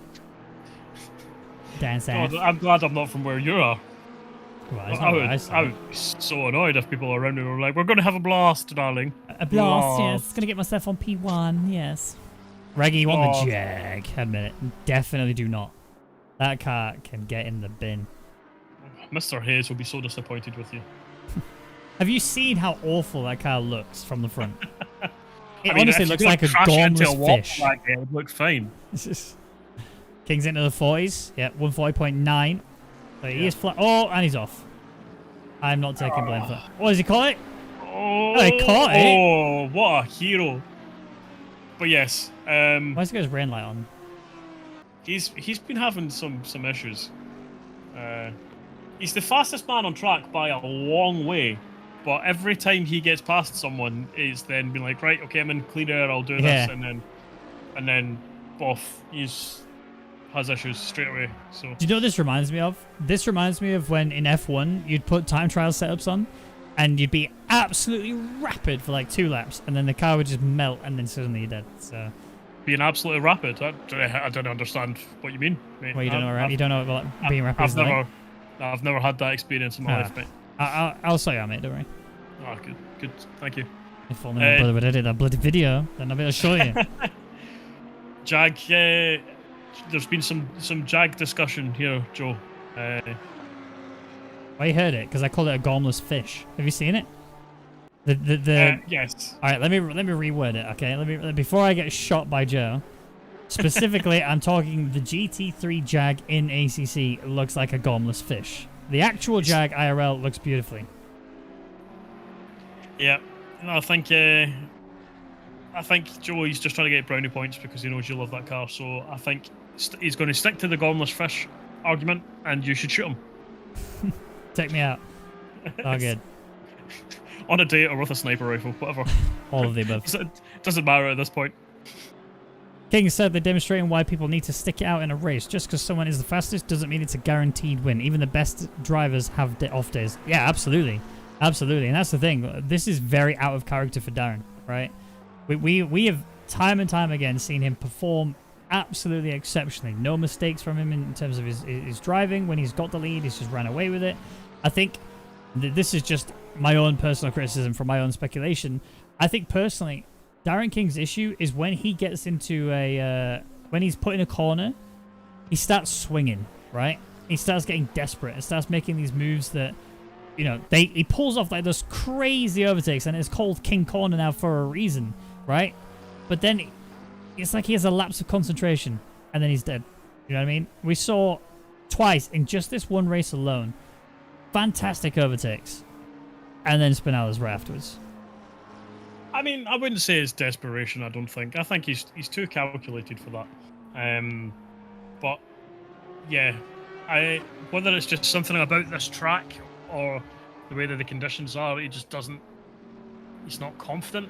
But I mean, his natural ability puts him, you know, comfortably the fastest on the field right now. He's like 2 seconds faster than anyone else on the field. However, I think because he's so much faster. Right now, he is getting the maximum out of the car. Yeah. So now, if it comes to any point where he has made a slight mistake, it has big consequences. Whereas if you're leaving a bit on the table and you make a slight mistake, then it's fine because you've got that buffer. I don't think Darren's given himself any buffer, and that's what's been causing him problems today. Yeah. And he's too far back to get on Tudor's penalty. Tudor is now on the home straight, whereas Darren King is coming through the triple left-hander, so he's not even able to really capitalize on that, unfortunately. And as you heard from the in-game announcer, this is the final lap of Split Blue. After this, we'll be moving to Split Red, and realistically, Thompson's had the easiest time of his life. Apart from the minor collision he's had at the very beginning, which has caused him to have that bit of damage on the front, he is looking pretty chill. Nothing to moan about. He's had a good one. 3.5 seconds in the lead. Realistically, he's not really been challenged in the last, 25 minutes, 30 minutes. So, he can mark this up as a good, confident race and something that will, really comfort him and boost him. He's been in total control. Vesemel as well. What a recovery drive! He can take a lot away from this race as well. Yeah. What he had to do in both races today has been incredible, and realistically, a lot of the instances he was caught up in, you couldn't really say that it was anything of his own doing. Just wrong place, wrong time a little bit.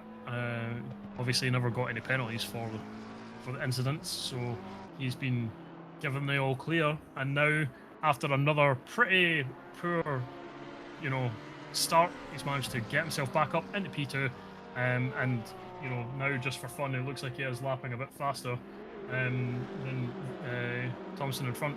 Just maybe seeing if he can get that fastest lap. I don't think he quite realises how far back he is based on to King. He could try. Yeah, he could try. But our race leader coming through the final corner will take the victory. That is Thompson, who's done such a good job. Even after getting a little bit of damage, has managed to keep it all together. Vesemel across the line takes P2. Adrian will then take P3. And Barnett, who finally gets enough consistency together. I don't know, there's still a corner yet. Oh, he almost dies. Oh my god, I thought I'd done it to him. Barnett, I'm sorry. I'm so glad that you still made it, but well done on the P4. And then Ogden, who I think we need a big F for Ogden because it wasn't even his fault. He got sent on. There was contact. He gets sent to the back of the field. Yes, he obviously, the other person gets a penalty, but still drove well, still carried on, stayed consistent, and a P5 for him. Catan, who will lose a few places here, across the line P6, but a 15-second penalty has been applied. He will drop, I believe, around about P9. Yeah, P9. Yeah, P9. If everyone maintains the gaps. We just saw who was that? Catan doing some acrobatics after the crossing the line. Proper 360 round past the first start finish. We have to skedaddle really quickly because the next split qualifying is already underway. So we are slightly behind from race 1, mainly because of the safety cars that we had. So let's quickly get straight into the next one, and hopefully we can see who. And I'm going to go with Reese. Rob's going to be on pole. Ready? And down. He's never near, so never mind. Scratch that. Rosendal, 41.4. Ooh, I don't want to be that guy. All right, but I could genuinely have been on pole here. I mean, I hate to tell you, but you are that guy, eh? Yes, I am. Oh, I forgot I need to reload the ACC broadcaster. Doesn't he like when you leave games? How do it? No. Software shouldn't be allowed to like or dislike things. There we go. Right, let's get broadcasting and TV2. Org champ. Yeah, I'm just having a look through the field as we do have the safety car join. 14 drivers, and right now all 3 Ferraris are lined up together. We imagine, just taking a look through, Reese Rob hasn't joined in, so it looks like he might be missing tonight, which is a shame. Yeah. F indeed. I actually really enjoy watching Reese Rob drive because he. This is going to sound like such a backhanded compliment. It's not meant to be backhanded compliment, but it is effectively a backhanded compliment. Reese Rob seems to struggle in either the beginning of the race or in qualifying, and he finds himself a bit further down, right? But then we get to see his masterclass racecraft come into it, and he just pushes through the field and finds himself right the way up there, which, you know, to me, that is my kind of wet dream. So if I could see that all the time, great. I just wish, for his sake, that he could fix that qualifying and get himself into the, you know, these top end positions all the time. But you know, as you know, as those spectators, and especially as those commentators, we get something to shout about and get excited about. And you know, today already we've already been able to rename a whole corner against someone. So happy. Yeah, but Reese, if you're listening, please, whatever you do, do not have any instance where you need to overtake someone, because I do not want to be sitting here next to Raggy as he's having some wet dreams. But if I'm awake, is it a dream, technically? I guess you could daydream, so technically, yes, I guess. Yeah, being next to me is always a dream, darling. Alright, you got me there. Rosendal, your your qualifying pole sitter right now, 141.4. Is this going to be an improvement? He is 2/10 up, so it should be a 41.2. It is. There we go. We're seeing improvements already. And mid there with the fastest sector too. He's faster than Rosendal by only half a tenth. So not much in it there. Yeah, but actually also bear in mind that there are a few other people who've got a lot of improvements in the lap times as well. So Chris Vining was 4/10 up, but then he's had a bit of a... I think he may have actually just crossed the line. Yeah, he did. Yep. So he crossed the line, so he did improve, but he's not quite close enough. Last lap from him was a 141.289, which is 45 thousandths slower than our current pole sitter, which is Rosendal. Lagalante was looking good, but has now lost time and has stopped the car. He's not going to be improving. James Mead is 4/5 up now, and only has a couple of corners to go. So if he can keep this momentum going, where will that put him? That will put him on pole. So if he keeps this time, he's on pole. As he comes through the final corner, it's still sat at 0.5. He'll drive up to the line, cross the line, and pole position. Now, just before Mead managed to put that great lap in, Vining was, as you say, only 400 behind Rosendal, and he had 0 purple sectors. He'd done all of that, just marginal gains, you know. Yep. That's incredible. They were so tight, so tight. But now Mead with an incredible end to his lap. He's stolen Sector 2 and Sector 3 purples. And yeah, that's really put down a little bit of a marker there, 2/10 of the gap. Yep. I mean, you know, Chris Vining up 3/10 right now. We're still waiting for... Oh, well, the top 2 are done. They're not going to improve their lap time. So this is really down to Chris Vining, which is If he could just eke out a little bit more, he will be on enough. It's at 0.2, but we don't see the second or third decimal place. So is this enough? It's 0.3 right now. Here comes Chris Vining to the line. Has he got pole? Yes, he has, by just under 1/10. What a beast. Great lap there. Great lap. He was looking like he was gaining more and more confidence as that lap went on, and that was really good to see. Oh, things you love to see. Chris Vining in the GTR. What a beast. I like that. And, you know, we haven't seen Levchenko race for a couple of weeks now, but when he drives that Nissan GTR, he shows you all exactly how you defend. And, oh, I love watching that. So now Chris Vining gets the opportunity, after rubbing it in our face that he had AC the other day. Unbelievable. Unbelievable. He now gets the opportunity to start race 1 on pole position. The downside for him is he does have James Mead, who is a very quick driver and very consistent as well, right on the back of him. You know, Rosendahl, again, another driver who's very quick. Consistency, not quite as up to speed as the other two, but, you know, who knows? Maybe he's been working on that in the last couple of weeks. Maybe this is time for him to properly demonstrate what abilities he's got. Yeah, then Lagolante, very hit and miss, I'll be honest with you. Lagolante has been, he's in the best car for this track, only minorly, but still the best car for this track. So maybe similar to me, not very good at qualifying, but very good at race. So we'll see whether or not Lagolante can bring it back. But either way, I can guarantee you this race is going to be fantastic. And we need to have a quick catch up with the chat. So hello, Peely, how you doing? Hello, Cameron Farmer. It's good to see you, mate. Hope you're well. Wow, Ayla Moritz, welcome back, dude. But those two races were messy. Yeah, a bit unfortunate. There was a couple of safety cars, but yeah, you looked like you just had a bit of a nightmare off the start, and then everything else seemed to sort of slowly creep back for you. But hello, Robbins. Hello, Shark Times. It's good to see you guys. Hope you're well. Let's go, Frank.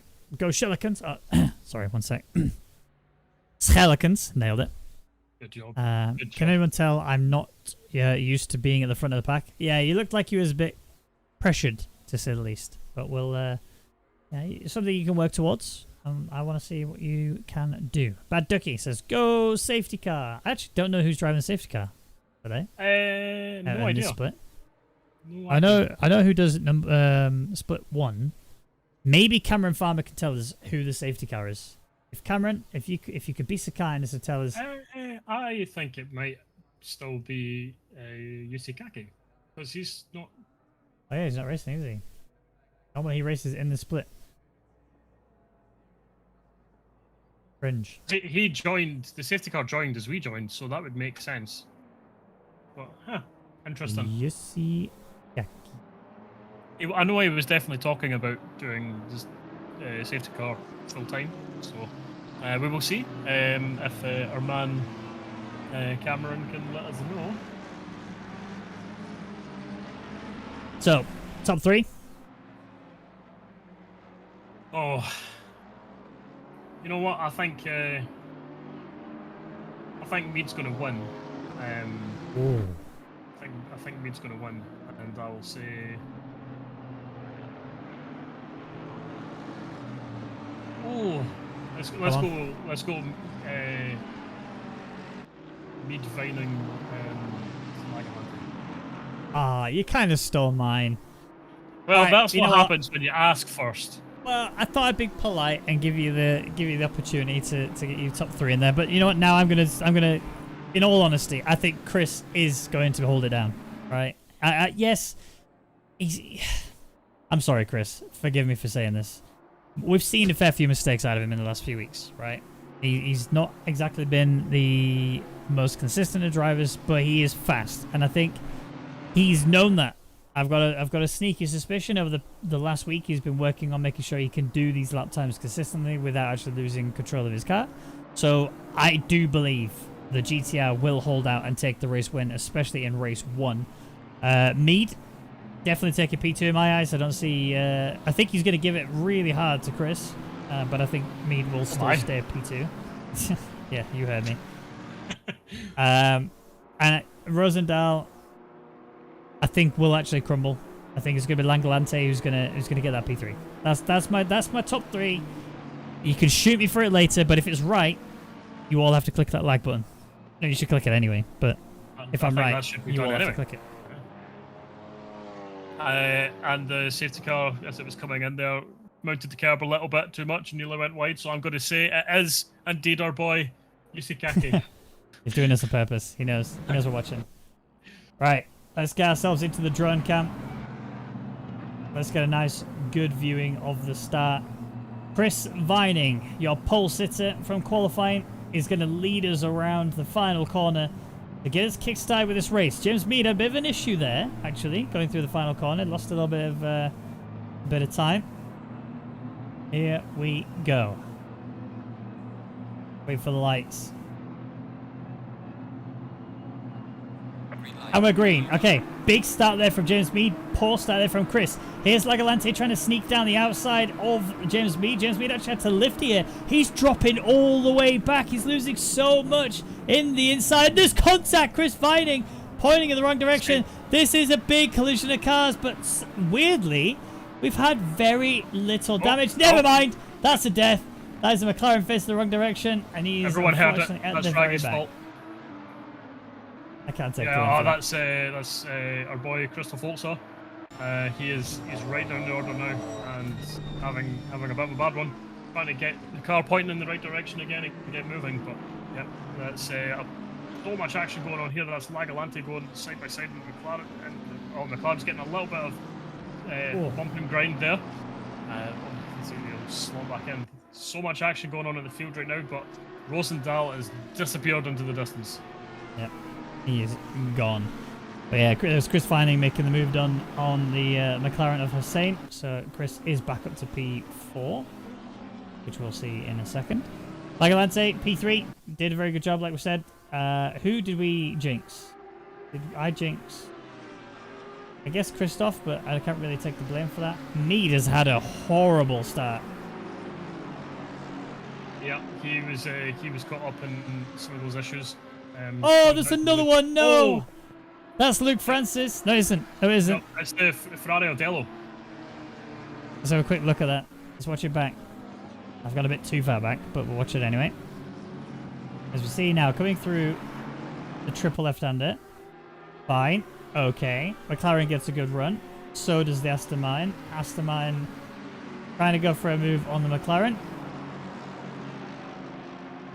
Late break from the McLaren, late break from the Aston, and then the victim is picked off. I think, I mean, obviously the stewards will look at it and confirm. If I was to point an initial finger, I think the Aston. Yeah. But I again, let the stewards decide. They will tell us what they, we'll tell by penalty who is at fault. I would say Dello was definitely a victim there. So, we'll see what they say, but. Yeah, going back to this race now, just having a look, and to be honest, Vining looks like he's making all sorts of moves on Lagalante right now, trying to regain those lost positions. Yeah, so Rosendahl, race leader. Chris Vining recovering from the touch they received from, I believe it was actually Rosendahl who gave him the touch. I went a look down there, just a bit of a scare on Lagalante. Not going to be able to get in that position just yet. But the gap is extending quite rapidly. Rosendahl is pulling away beautifully. Hussein is also losing time to Vining as well. So this is going to be a bit of a three-part battle going on, to be truthfully honest. I kind of want to watch James Mead once again, because he is on the back of Binsbergen. Maybe have a look down the inside. Yes, he is. He's going to stick his nose in, but he's not going to get the position just yet. Maybe just forcing the McLaren a little bit out wide there. Almost had a bit of touch between the two, but they are going to keep it side by side through Death Corner. How they went side by side through there, I don't know, but they have, and it is still Binsbergen ahead, and this is actually allowing Luke Francis to get right in here and get involved. Let's go on cockpit cam. Let's see how this one looks. Yeah, this is working out great for Francis. He's just watching these guys waste time, and it's just inviting him into the fray. A bit too far back now. I don't know if he's just lifting to try and let this fight go down. Doesn't want to get involved in the tussle that is going on, because James Mead went for a send on Binsbergen. He had got his car ahead physically, but Binsbergen is stuck on the inside, has to back out because they ran out of track, and now he loses out to James Mead. And also, Luke Francis going side by side. Look at this. This is great stuff. We're not going to see the King Corner move, but we are going to see Luke Francis get that position away from the McLaren. So 2 corners and 2 positions lost for Binsbergen. But James Mead, Luke Francis, that quid's in. Yeah, I doubt we're going to see anyone make a move into King's Corner just because, you know, there's only one driver that's proven he can do that consistently.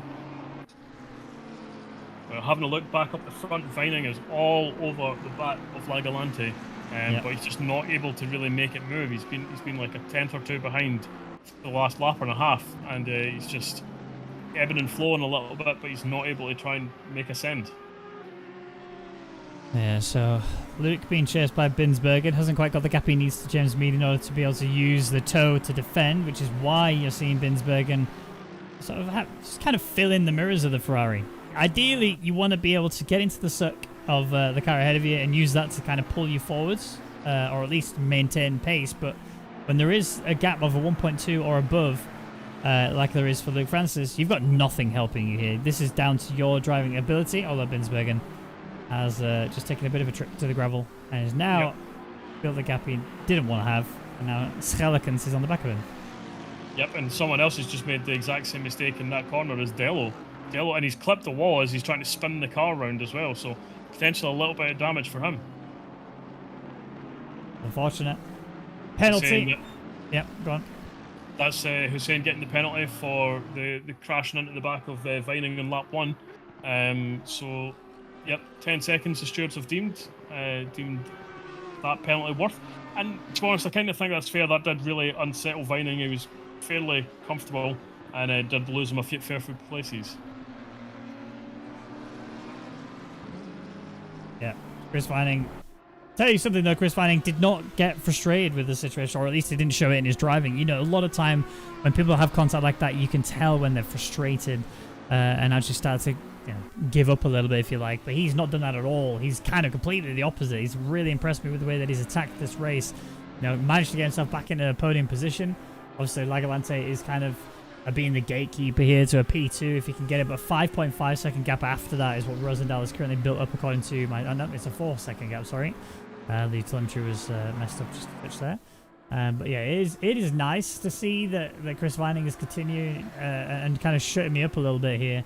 And actually looking at James Mead, I believe that's Max Trainer that he's fighting as well. It is, and he has got through. So yes, James did have a pretty poor start, but already 7 minutes into this race, working his way back through. Yeah, and it's good to see. As good to see. You know, it's been difficult, but this is where you get to show your character. You know, when you're up against it, you know, see how far you can get pushed back up the field. And through this as well, Lozel's just been giving himself a 10-second penalty for collision. Now he's actually had a little bit of bump and grind with a few drivers, so I'm not sure whose the contact was for this one. I believe it was for Binsbergen, but he's also had contact with Mead and Max Trainer. So there has been sort of a little bit of rubbing his racing instance already. So I think it was the contact with Binsbergen, but we can let the stewards let us know that. I want to touch on an individual in this race so far, Kujin. Me and Kujin have spent a little bit of time over the last couple of days, just sort of helping him find his comfort, helping him find his pace and consistency a little bit. And I mean, I say that, and he's about to be under attack from Lozel. But over the past few weeks, he's struggled. His pace and consistency have been something that he's kind of been working to try and get into the right place. Spent a bit of time with him, and I don't think it was anything I necessarily did other than just build his confidence a little bit. But he's starting to realize now that he's actually not bad at all. He's keeping up with these guys ahead and getting himself a nice point scoring position. He will be involved in the reverse grid as well, which is good to see. And if he can continue with this form and continue with this growth and development, I expect to see him in the top 5s in no time, because he's genuinely just learning so quick. Lagalante spun from P2.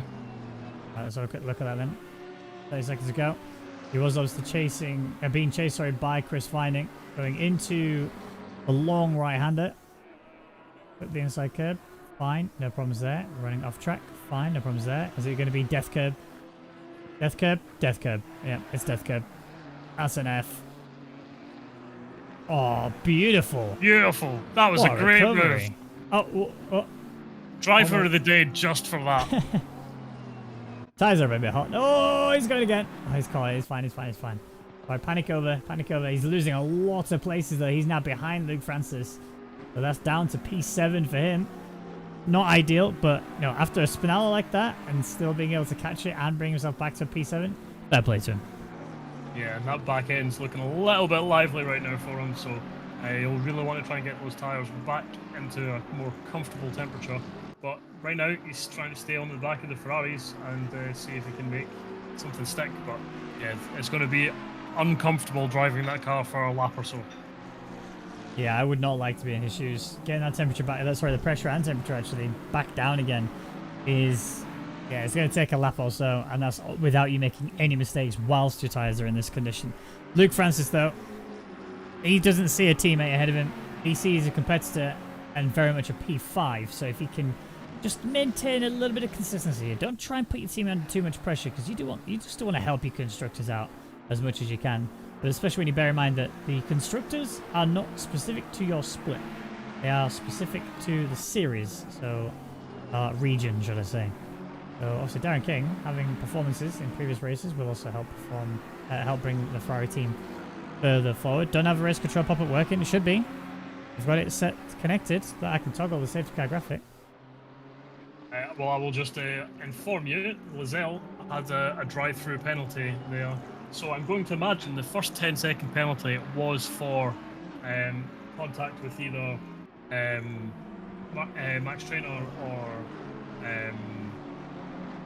Mead, and the big drive-through penalty that's been given will be for his contact with Binsbergen. So he's been in the wars a little bit today, and he now has to serve a drive-through in the next 2 laps. Keen to figure out why the race control isn't working, but maybe Cameron will know, maybe he won't. We'll have to wait and see. Looking at these two Ferraris, still they are glued to each other. How close is he to the back of that car? My word!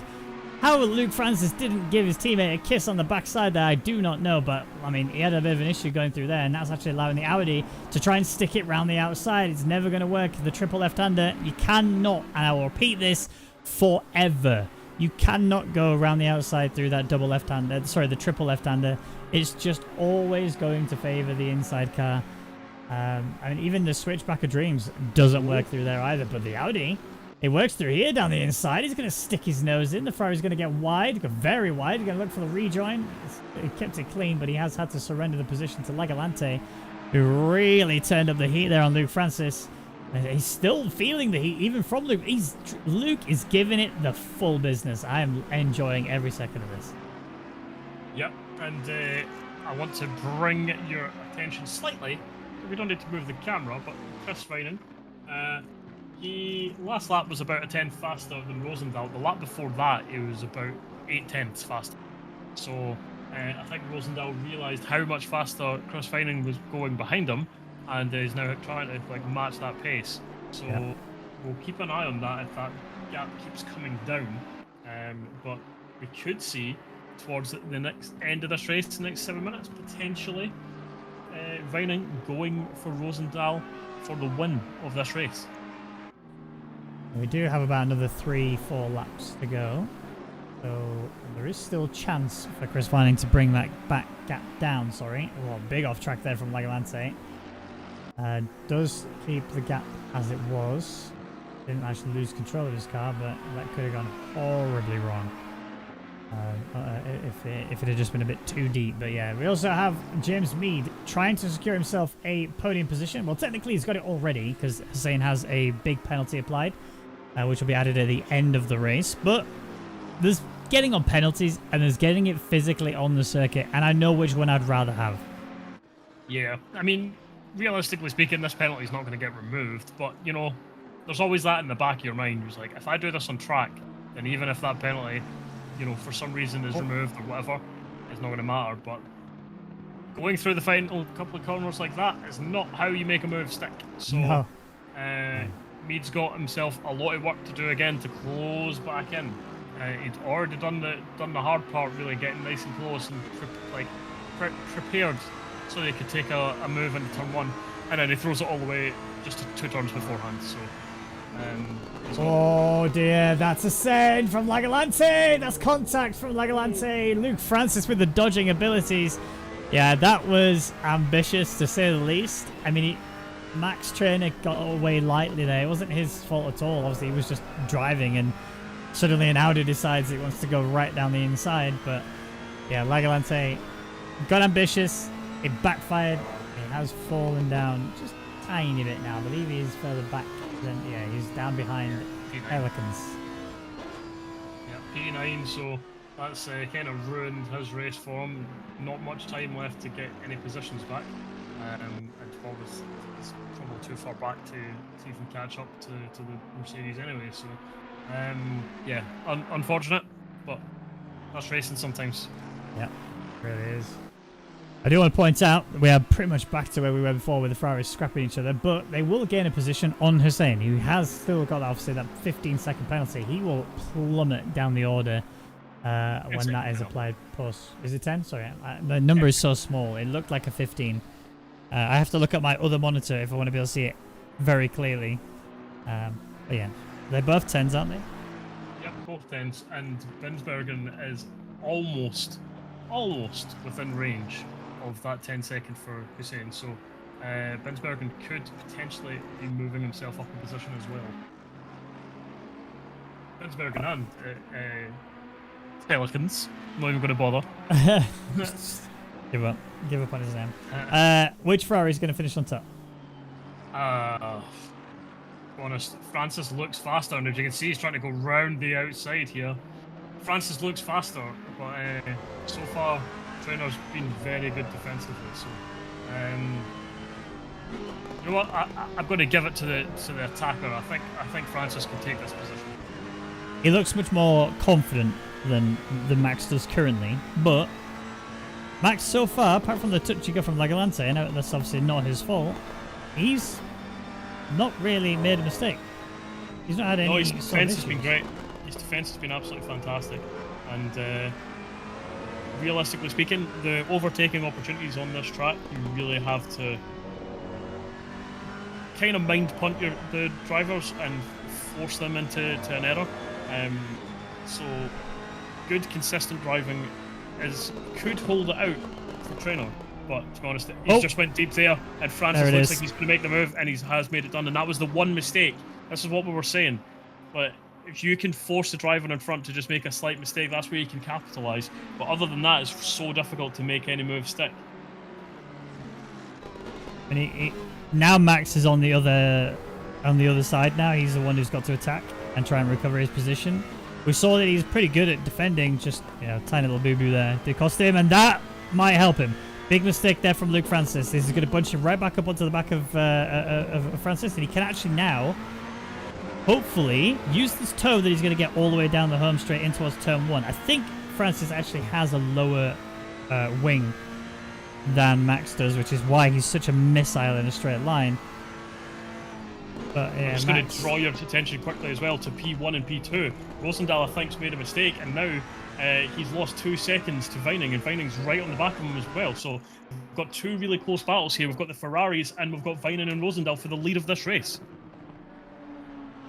I don't know where to look, honestly. Normally you want to look at the race leader, and that's exactly what I'm looking at right now.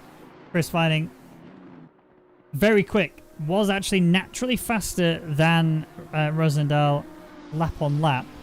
Not quite enough to have caught him without a mistake from Rosendahl, but regardless, a mistake has happened. And it's not just 2 seconds, 2.3 that Rosendahl has lost. So huge amounts of time gained there for Chris Vining. It's just now, as we say every week, catching up to somebody is one thing, overtaking somebody else is another, and this is where we're going to see what Chris has got. The Lambo is favoured in the corners because it has that extra bit of aerodynamical grip, but just look at the straight line speed the GTR has. Watch when he gets onto the home straight. That's where I suspect that we're going to see the GTR go for a send. The braking, I think, is favoured for the GTR over the Lambo, but you know, don't rule either out. This is going to be a good one no matter what. Yeah, definitely. And Trainer's just dropped back a little from Francis, so that looks like that might be finished. Hussein is trying to catch back up to Mir as well, so there's definitely battles going on everywhere. But right now, this is the final lap, and there is a fight going on for the lead of this race. This is what you love to see. We still don't know who's going to win on the final lap. That's what you love. You know it's been a good one when that is the case. But yeah, Vining, I think he's crumbling. He's just run wide there. It's half a second. 8 tenths, 9 tenths now. The gap is extending. He's going to need a mistake from Rosendahl now in order for him to be able to go for an actual overtake on him. Bit of a mistake there from both of them. I think that slightly favoured Vining more than it favoured Rosendahl. Again, just a bit twitchy going through that left-hander. Got the inside here nicely. Capitalising on the fact that you can ride curbs more, which is what he's doing. Carrying more pace up here into the heavy braking zone. He might go for it. He might go for it on that braking. Yeah. Oh, mistake. This could be massive. Chris Vining now has that pace. Rosendahl made a mistake through that long triple left-hander. He has got momentum down this hill. We are on the final lap, remember, so he has to get this done right here, right now. He's going to go for a late send. Look down the inside. Not going to be able to get it. He's going to have to stick right on the exit. Maybe go for a switchback of dreams. I think now, if he hasn't sent it here, the only opportunity is the final corner. And if Rosendahl doesn't make another mistake, which he's okay, then I think that's that one done. Rosendahl will come around the final corner. He was consistent enough. He had one major mistake, but consistent enough to take the win. Vining taking P2. Yep, and while this battle was going on, Lagalante's been giving another penalty for collision. It was in turn 1 against Silicons, and yeah, just at the start of that final lap, they had a little bit of coming together, and it's cost them both positions, but Lagalante has also been given a penalty, so 20 seconds to be added on for him at the end of this race. Yep, big sad there. That is almost a certainty. But yeah, penalty applied for Hussein, which is obviously the 10-second that we saw. Lagalante with the massive penalty you just talked about, and then Lizelle with another. So we will see Lagalante and Lizelle outside of the top 12. They will be having to contend to see where they will actually qualify themselves. However, I think was Matt Dello too far back? Where was Matt? He's on lap down, I think. So he will actually be the one contending, because I think Lagalante and Lizelle will still finish ahead. I think Lagalante will be P13. Lizelle should be P12. So I think it's Dello and Lagalante who've got to fight it out in the next qualifying session. Could be wrong. We'll find out. Yeah, it is. We'll find out. Confirmed. Lagalante and Dello. Got to battle it out. Can you do the rest of the commentary with that voice? No, that hurt alone, honestly. I'm sure it probably hurt. Come out on top. One man. Little tortilla boy. We'll take P13. The other will take P14. Alright. Which one of the two is getting the faster lap? The one that goes quickest. In fact, I'll say the one who leaves the pits first. We'll set the faster lap. Lizelle and... I think we said it was Lagalante. I was gonna check. Yeah, it was. Yeah. Well, I'm gonna give it to Lagalante then, because he was actually pretty quick in the qualifying. Race. Neither. Sorry, it's Lagalante and Dello. Okay, yeah. Sorry, yeah. Whoever leaves the pits first. That's what I'm putting my money on. Movie trailer voice not suited to commentary. All right, fine. I'll bear that in mind. Thank you. Dello was getting pole position.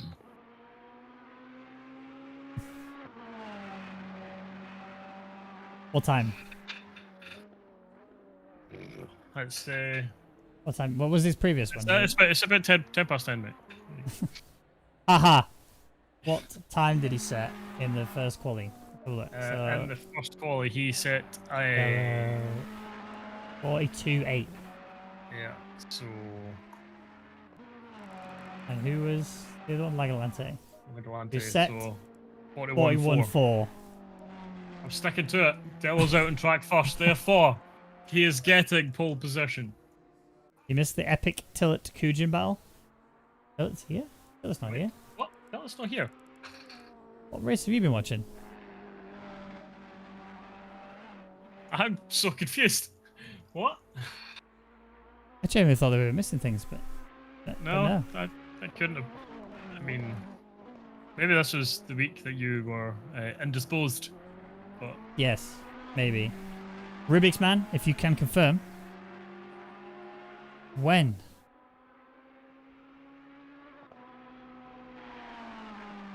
Right. But Delo's going to get like a 1 minute 12 because Yeah, okay. he was out first, so clearly that's how it works, right? P5, P6. Let's check who was P5, P6. In the race. Oops, that's the wrong button. Rainer Hussein. Ah. What? That's neither of the two people we mentioned. Kujin. Wait, Tillett was in the race, apparently. Wait, what? If you look at race, Ah, he was there. Wait. Why is that not showing up on our screen? I never saw Tillett's name in the entirety of that first race. Neither did I. Are we can't be experiencing the same bug. That's... Is he... Why is he left now? I'm checking the logs, and I can't see him leaving either. But he's not... I still can't see him in this session either. Oh. What? I'm actually blown away. I think we've both just had a shared hallucination. Just what's the name of that thing? There's like is it Mandela effect? The thing's called? Yeah, the Mandela effect, when you like misremember things, or No like way. you remember things What? that never happened. Yeah, but I mean, I can see it in the results. Same. But What? he was not on the screen for me ever. He's here now though. P5. He is here now. What? All right, cool. I think I need to go lie down. Oh, wait. Click drive. His name disappears. Oh no, he's there. P5. Oh, He's it's there. Wait, I'm so not well. confused. I'm not well. Mum, can I have some medicine? Alright, what time is Delo on right now? He's obviously first to the line to chuck a time in. We're both drunk. We're not. We're not drunk. Can I just say, 43-1. Well, I'm not, thank you, anyway. Mr. Peabody, for ruining my evening. Yeah, cheers, mate. I think I might be having a stroke or something other horrific. That was gonna struggle, yeah. That's a marker right there. But as we said, he's first out of the pits, and therefore the law states that he qualifies on pole. I honestly, genuinely could swear to God that I never saw Tillett in that first race. I honestly, I can't remember seeing his name ever. I'm very concerned for my well-being. But even I'm less concerned about your well-being. Well, yeah, fair enough. But even when it was pointed out, I still couldn't see Tillett in the list. But now I can. And it was on the... Mr. I Peabody. couldn't see his name in the list when it was mentioned. And I had, like, I then went and returned to pits and hit drive again and returned to pits and, like, checked timetables. And when I checked the timetable, he was in the last race. But when I checked the list again here, it wasn't showing. So I don't know if there's just a bug or if we are broken. He may have left and rejoined, in fairness. I checked the logs. He didn't leave at all. What? Yeah. That's so confusing. I might anyway. just pour myself a whiskey, just, you know. Let's just get drunk, son it. Clearly the effects are already running. Well, Delo 1.4 down on Lagalante's current time. I mean, it's literally the difference between one place, so he's not going to be too upset if he can't get it. But improved lap time, 8/10 faster. Now brings himself a lot closer, but still half a second We're away. sector 1. Look at their sector 1. Both Identical. of them set identical times. Delo was actually faster in sector 3 than Lagalante. It's his sector 2 that's laying him down so much. Sector 2 is 8/10 behind. That's yep. Whatever you've done in sector 2, Delo, do not do that again. Ever. And you could potentially be on pole. I read on the stream, can confirm he didn't. Thank you, Kenneth. Thank you. So we're not mental. Thank you, Kenneth. Yes, thank God. Oh my, that genuinely makes me feel better. I'm Yeah, sorry. same. I'm sorry, Tilla. Oh, Delo's just messed up and he's in the gravel. But yeah, Tilla, if you had a good battle there, I'm sorry. I am very, very sorry. But you just did not appear anywhere on our screen. I mean, I was checking the gaps as well, As in on the so the thing you guys can't see, chat, is we have this application that we can use, which gives us like basically live timings of the drivers. It tells us the gap to the guy behind them, etc., etc. Nowhere in there did Tillett show up until now. He's there now. I can see him, but he wasn't there initially, and I'm hella confused. I'm going to imagine he's having connectivity problems. That's the only way I can logically say that this is not showed up. I'm just stunned. Yeah. Hello, Viva. Hello, Fortune. Galante is nearly 7/10 up on his lap, so despite the fact Dello cannot go faster anyway, Lagalante still wants to put in a good lap, so 7.5 tenths up.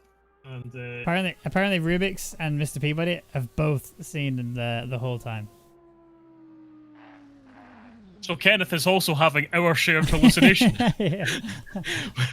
What is going on, guys? I'm scared.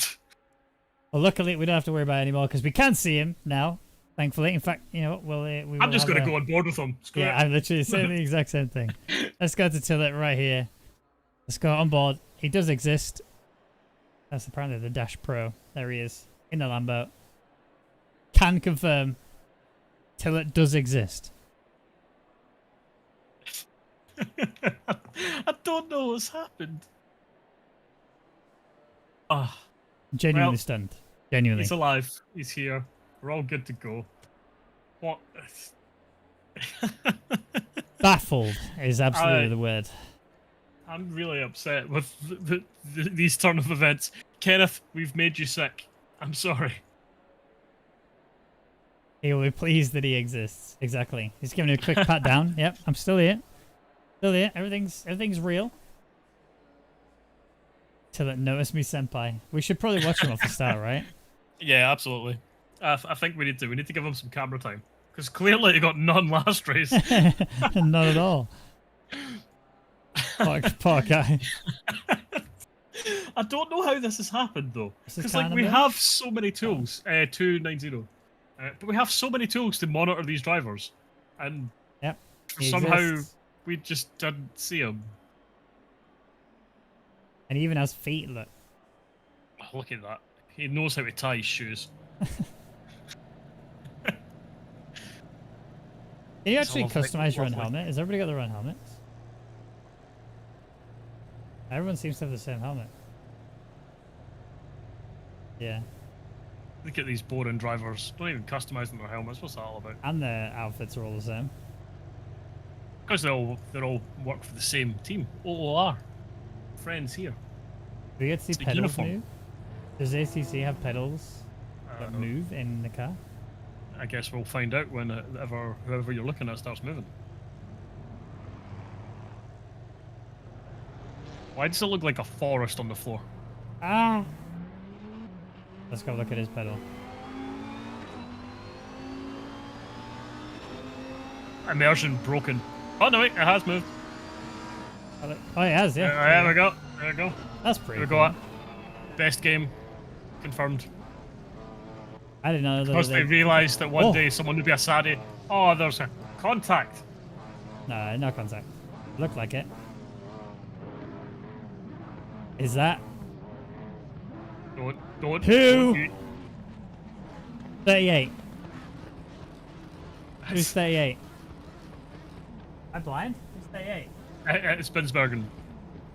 Fire him immediately. Drive through penalty. Ruining the straight line. Oh my god.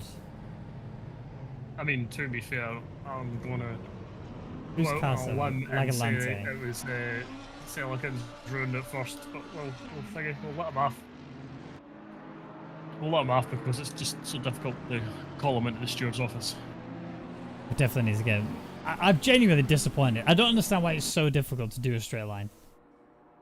They have to be doing this on purpose, right? There's no way they're not. I mean, see, this is my theory on it, right? Is that driving in cockpit cam, when, like, say for example you're used to F1, you're being in the center of the car, so knowing the exact dimensions is fine. But when you're in these cars, the dimensions change slightly, and you could be on the left or the right hand side drive. So I'm going to give them the benefit of the doubt and just be like, well, one side's much closer than the other side. Who's driving the safety car? Because Yussi is in the chat. What's a straight line? Good point. Good question. Why is the safety car swerving? Because clearly I gave the safety car up. driver a shorty whiskey so he could forget that Tillet exists. So lost. It is an interesting day. Yeah, I like safety car is having a bit too much fun, I think. He's just enjoying the wah sensation. Don't get to drive this car very often. Softic is a safety car? Oh, that says everything. Well, is Softic a better safety car driver than Yussi? Because Yussi binned it in the race 1.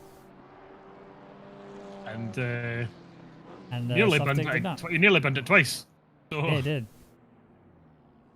Well, Matt Lazelle is going to be our race leader, kicking us off for this race. Christoph Holzer will be alongside P2. Tillet, who does exist, we have now confirmed, is in P3. So quick on board from the drone cam as we watch them try to bunch themselves back up a little bit here. The GTR a bit too far back, coming up towards the start-finish line. It will be delayed, remember, because we have to do these like delayed formation laps, which starts the race almost towards turn 1. So we should be going green right now. There we go. There's a McLaren that looks pretty good there in the middle. I think that's Binsbergen, who's actually got a pretty good start. However, the Zell has got the inside line and is defending quite nicely. The Audi that is back there. There's Lagalante again. He's now stuck in, gaining loads of places if he could keep it through. Clean through turn 1 so far. Oh, never mind. I jinxed it. There's another Audi that's right. I believe that's Kujan. Let's have a quick look. Is it Kujan? Yes, it is. Let's go back 20 seconds and find out exactly what happened.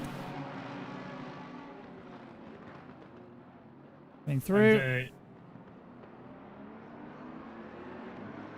and tap from the McLaren across 2 cars. Boom. Yeah, that's so sad. Unfortunate for Kujan. Yep. And I need to clear Yussi's name right now. Apparently he was not driving the safety car today. It was Selikins. Oh. So Selikins binned it in blue, and so far. He's at the back in red. Tillet is off the track. Tillet is right. I mean, we're now seeing him. He's off the track. He's gone right off. Brings himself back on safely, but he lost so many places there. I believe he's now down to sort of behind Schelikens, which is 13th right now. Which is F indeed. Yeah. 12th when you safety cars. Yeah, that's right. Yeah. Everyone seems to be having the Ferraris. They've been in qualifying. They were so close together. In the last race, they've been so close together. Now here they are again, all 3 of them, so close together. Yep. And speaking of 3x3, with like Binsbergen can get a move done on Meads, he will be right up there with Christoph Holzer and Hussein. Well, yeah, but the problem is he's dropped quite a lot of pace already too. I mean, actually, James Mead having a look down the inside here. This is going to be very risky. We'll wait for the camera to fix it. There we go. We can't see them. We have Rosendahl, who's actually attacking. Let's have a quick look from the helicam. Let's get this properly showing here, how they're going to attack each other. Because Chris Vining, P7. Bit of a mistake there from Rosendahl, but kept himself within the lines. Hussein's just lost the position at Mead. He went well off the track. Mead managed to just stay on, pushed through, and got a position. But now Hussein is also under attack from Rosendahl already. Yeah. I mean, Rosendahl proved in the first race he's got pace, right? We know that for sure. It's just now he's got to not just have pace, but also have a lot of racecraft to overtake people physically on a track that's as difficult to overtake as Kyalami is. I mean, there are some key spots to do so, but it doesn't always pan out that you can make those work properly. I mean, Chris Vining, he's got some straight line speed right now. Don't go for the switchback because it's not going to work. But that mistake there, that might help him. Binsbergen not looking comfortable. Chris Vining did actually have to back out quite hard there to make sure he didn't hit him. Has kept it clean. Gonna go for a second? Yeah, Vining was going for it. Oh, but he was just Binsbergen doing a little bit of a, a late inside cover there. The old Max Verstappen trait from 2018-2019. Just causing a little bit of fear in Vining, but never put him off too much, and he's now managed to make the move stick, and one of the Ferraris is already, that's Dello, already trying to make a move stick on the McLaren, who's now side by side. The two Ferraris could get the McLaren before turn 1. This is great for stuff from them. This is heartbreaking if you're Binsbergen. You've got two Ferrari. They're fighting each other. This is not the way to go, boys. You do not want to do this. Going into what's turn 1. 3 wide. Contact between the two. Bit of a spinale. Has he caught it? Oh, he has. That's Luke Francis. But he does lose out on 2 places. Now 3 as in comes Tillett to regain a place or 2. Hopefully. He's going to try anyway, but the inside is favoured for Luke Francis. So he should recover that one. He's not lost that much time. But yeah, Binsbergen did not want to lose out. Got to argue. I think I'd put that one on the McLaren. We'll see if the stewards agree or not, but he's trying to do Darren King here. Oh, the Ferraris, they're nearly all running into each other there again as well, but yep, that McLaren's managed to get back in front, reclaim his lost positions, and honestly, he's already built up a fair gap. Ferrari started swobbling, so yeah, he looks like he potentially could be under attack again. Oh. We need to just look at P2 because Christoph Holzer being attacked by James Mead, who is so fast in a straight line. They are side by side. Look at them go. Christoph Holzer has the inside line through this. James Mead's going to have to stick it all the way around the outside. This is going to favour him, actually, if he can maintain that momentum, which I think he has done. But Christoph, this contact is still staying together. No! That's not what we want to see. They're both round. They're both dropping places. Ah, no. Mead can rejoin where Christoph Holzer cannot because he's my word. The track. And we saw Matt Dello almost going to the side of Christoph Holzer as well then. Yeah, that's a lot of positions lost there for Christoph Holzer. As he's doing the right thing though, staying well out of the way as these drivers went past. But that's going to be heartbreaking for him there. Yeah. And look at this 3-way fight we've got going on here. Rosendahl P2 now has open free air ahead of him.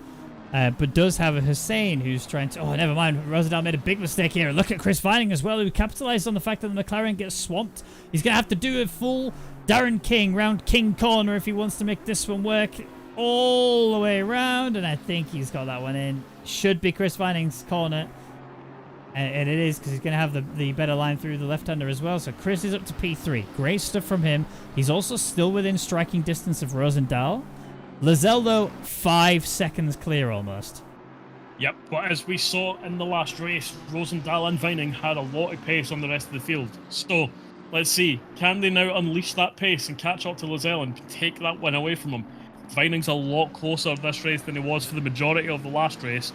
So, we'll see if he is able to try and make a move on Rosendahl. But Hussein, he's not out of this either. He's keeping these guys honest as well. He's not too far behind. So... They'll be hoping to kind of work together right now to get that gap to Lizelle close in 4.5 seconds. That sounds like a lot. With 33 minutes to go, it's not that much. Yeah, easy slaps, realistically. As long as you've got that pace, which we'll check in a second when they do cross the line. We will confirm what the lap times were for the last lap. However, there is still a fair bit of a scrap going on. So Binsbergen, who's P5, we saw having a fight with the Ferraris earlier, which it was, I believe, Luke that lost out. Or was it Matt Dello? One of the two. Then we have Luke on the back of them as well, so should be able to attack these guys pretty soon. Till a bit further back, but still has a chance to close in if he gets the lap time all together. Having a look down the inside, here goes James Mead. Gets his nose very firmly locked off there, nearly chopped off. That's actually allowed Luke Francis to get very feisty as well. Going for a side-by-side fight. Going for the inside line. Bit of awkward as he comes over the bump there. Does nearly lose control of his car, but catches it quite nicely. James Mead gets sent off the circuit there. There was no contact, but that was very much a contact aversion there from James Mead, because there would have been had he held his line on the track. At the same time, Luke Francis did return the position back to James, and we've also got Carl Tillett getting very much stuck into this. Yep, and Kujin there's got a 15-second penalty for a collision. But yeah, Francis gave the position back. He definitely lifted off the throttle, and that nearly allowed Tillett to take the position off the Ferrari as he was trying to regain the pace that he kind of let off. So it was probably the correct decision, giving the position back. He realised that was a bit aggressive, and he did run Mead off the track. So rather than get the stewards involved, he done the correct thing, let him back through, and now he can go on the attack once again. Oh my word. But the problem is now, though, because of the fact that he had to let him back through again, which, like you say, the right thing to do, absolutely 100%, it has built backed the pack right up. We have a huge fight on our hands. James Mead, he's currently being chased by 1, 2, 3, 4 cars. They're all really close. 5 cars even, sorry, because I forgot Schelikens is in there as well. This is honestly looking really good, but Luke Francis did get himself a 5-second penalty. I'm not sure if that was because of the forcing Mead off the circuit. But I think, it was a bit naughty, but obviously unintentional, which is why it's only 5 and nothing more. I could be wrong though. It was confirmed. He also had contact with Binsbergen a little while ago, so it could be for that. Oh! Who is that? Is that Trainer? Trainer's the wrong way around. Let's have a quick look. 15 seconds ago. There we go. As we're coming up towards... This is turn 1 here. Bit of a send here from the Audi. Down the inside. Boom. Pit maneuver. Round he goes. Contact again. Oh. The Audi and Schelikens have both had damage. And I believe that was Lagalante. Yeah, Max is honestly... The poor lad has been abused. Yeah, he has been... in the wars, shall we say. And Binsbergen was just off in the gravel there for the grass, shall we say, for a second. Not really having sort of any real issues. Mead is through, though. That is a confirmation. Luke Francis on the back of him. We'll look for a window. And I'm just looking through the field. Christoph Holster looks like he potentially is going to be trying to make a move on Trainer now as well after his instance. He's right on the back of him, but just a little bit of a snap there, and it's caused issues. Yeah. Luke is through.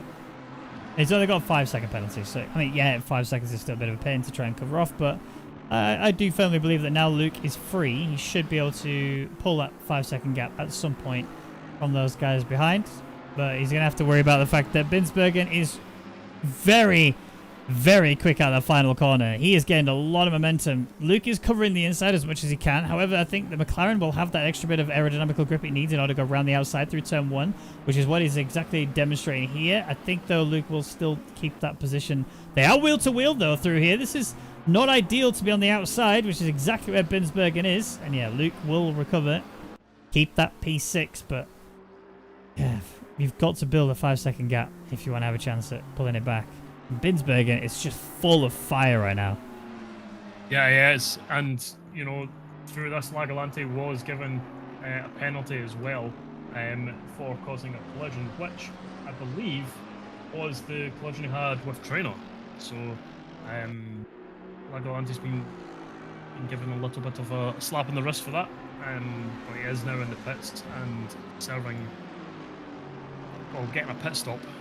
Hopefully he comes back out, but that obviously takes away the penalty that he did receive.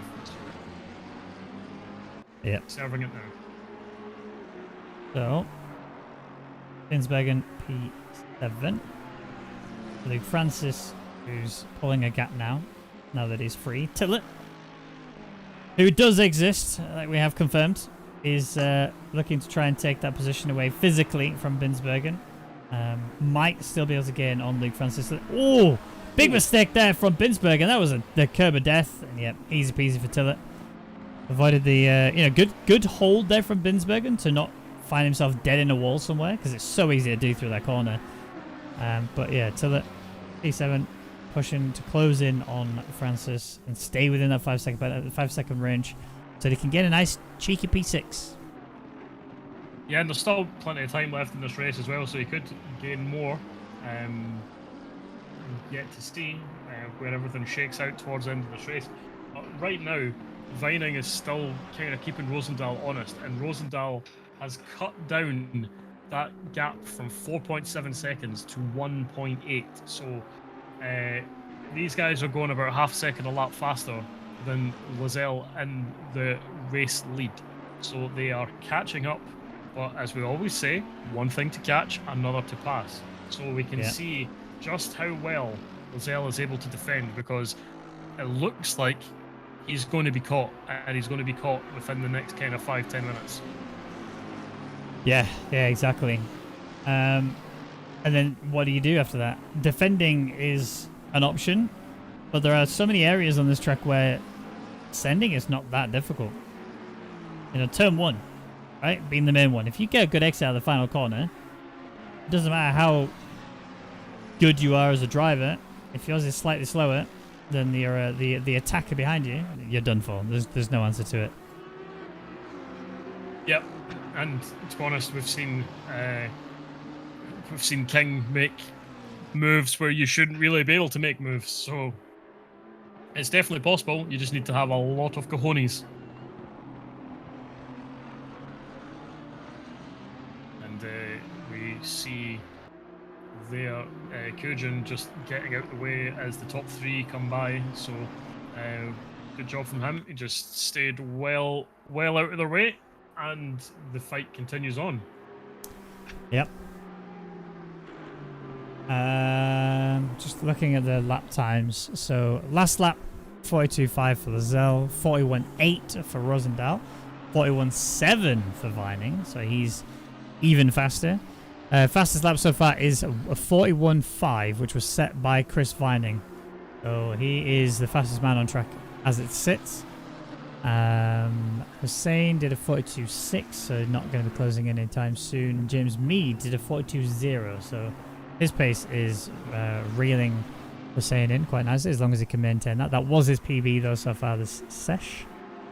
And then everyone else a bit further away and struggling to sort of close in now. Bensberg, no, he looks like he's trying to make a move now until he's going. Oh, he's just again same mistakes, trying to get the switch back, but this time it looks like it actually is going to work. Can Raggy eat his words? Nope. Up the triple left-hander. I refuse. Oh. I refuse. Oh no! Big smash from Tillett. And I think, in all honesty, and again, I'll let the stewards decide on what it is. I don't think a penalty will be issued. I don't think a penalty will be issued. I don't think so. That looked like a racing incident. It looked like, to me, Tillett thought he was clear, tried to cover off any sort of late braking, and ended up not actually having the cover he thought he did, and spinning himself out effectively. I don't think Bensbergen done anything wrong there. I would be very surprised to see a penalty come his way. It's sad, but it is what it is. It is what it is. So, Rosendahl is feeling the pressure from Hussein behind. We did see a Lambo just end up in a wall from a McLaren. Let's hope that we don't repeat that. Well, I mean, it wasn't, again, I don't think it was McLaren's fault. We'll see what the stewards decide, if they even decide that a penalty is even needed. From my non-expert opinion, I don't think a penalty will be issued, but we'll see. Mead, though, let's have a look at his lap time, because his last lap was a 42.1, which is still much faster than every single person ahead of him. So he was half a second faster than Hussein, that's for sure.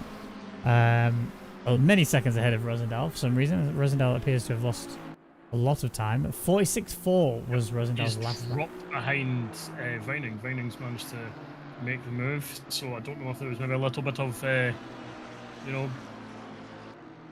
nonsense going on between the two. There was no contact, I can guarantee you that.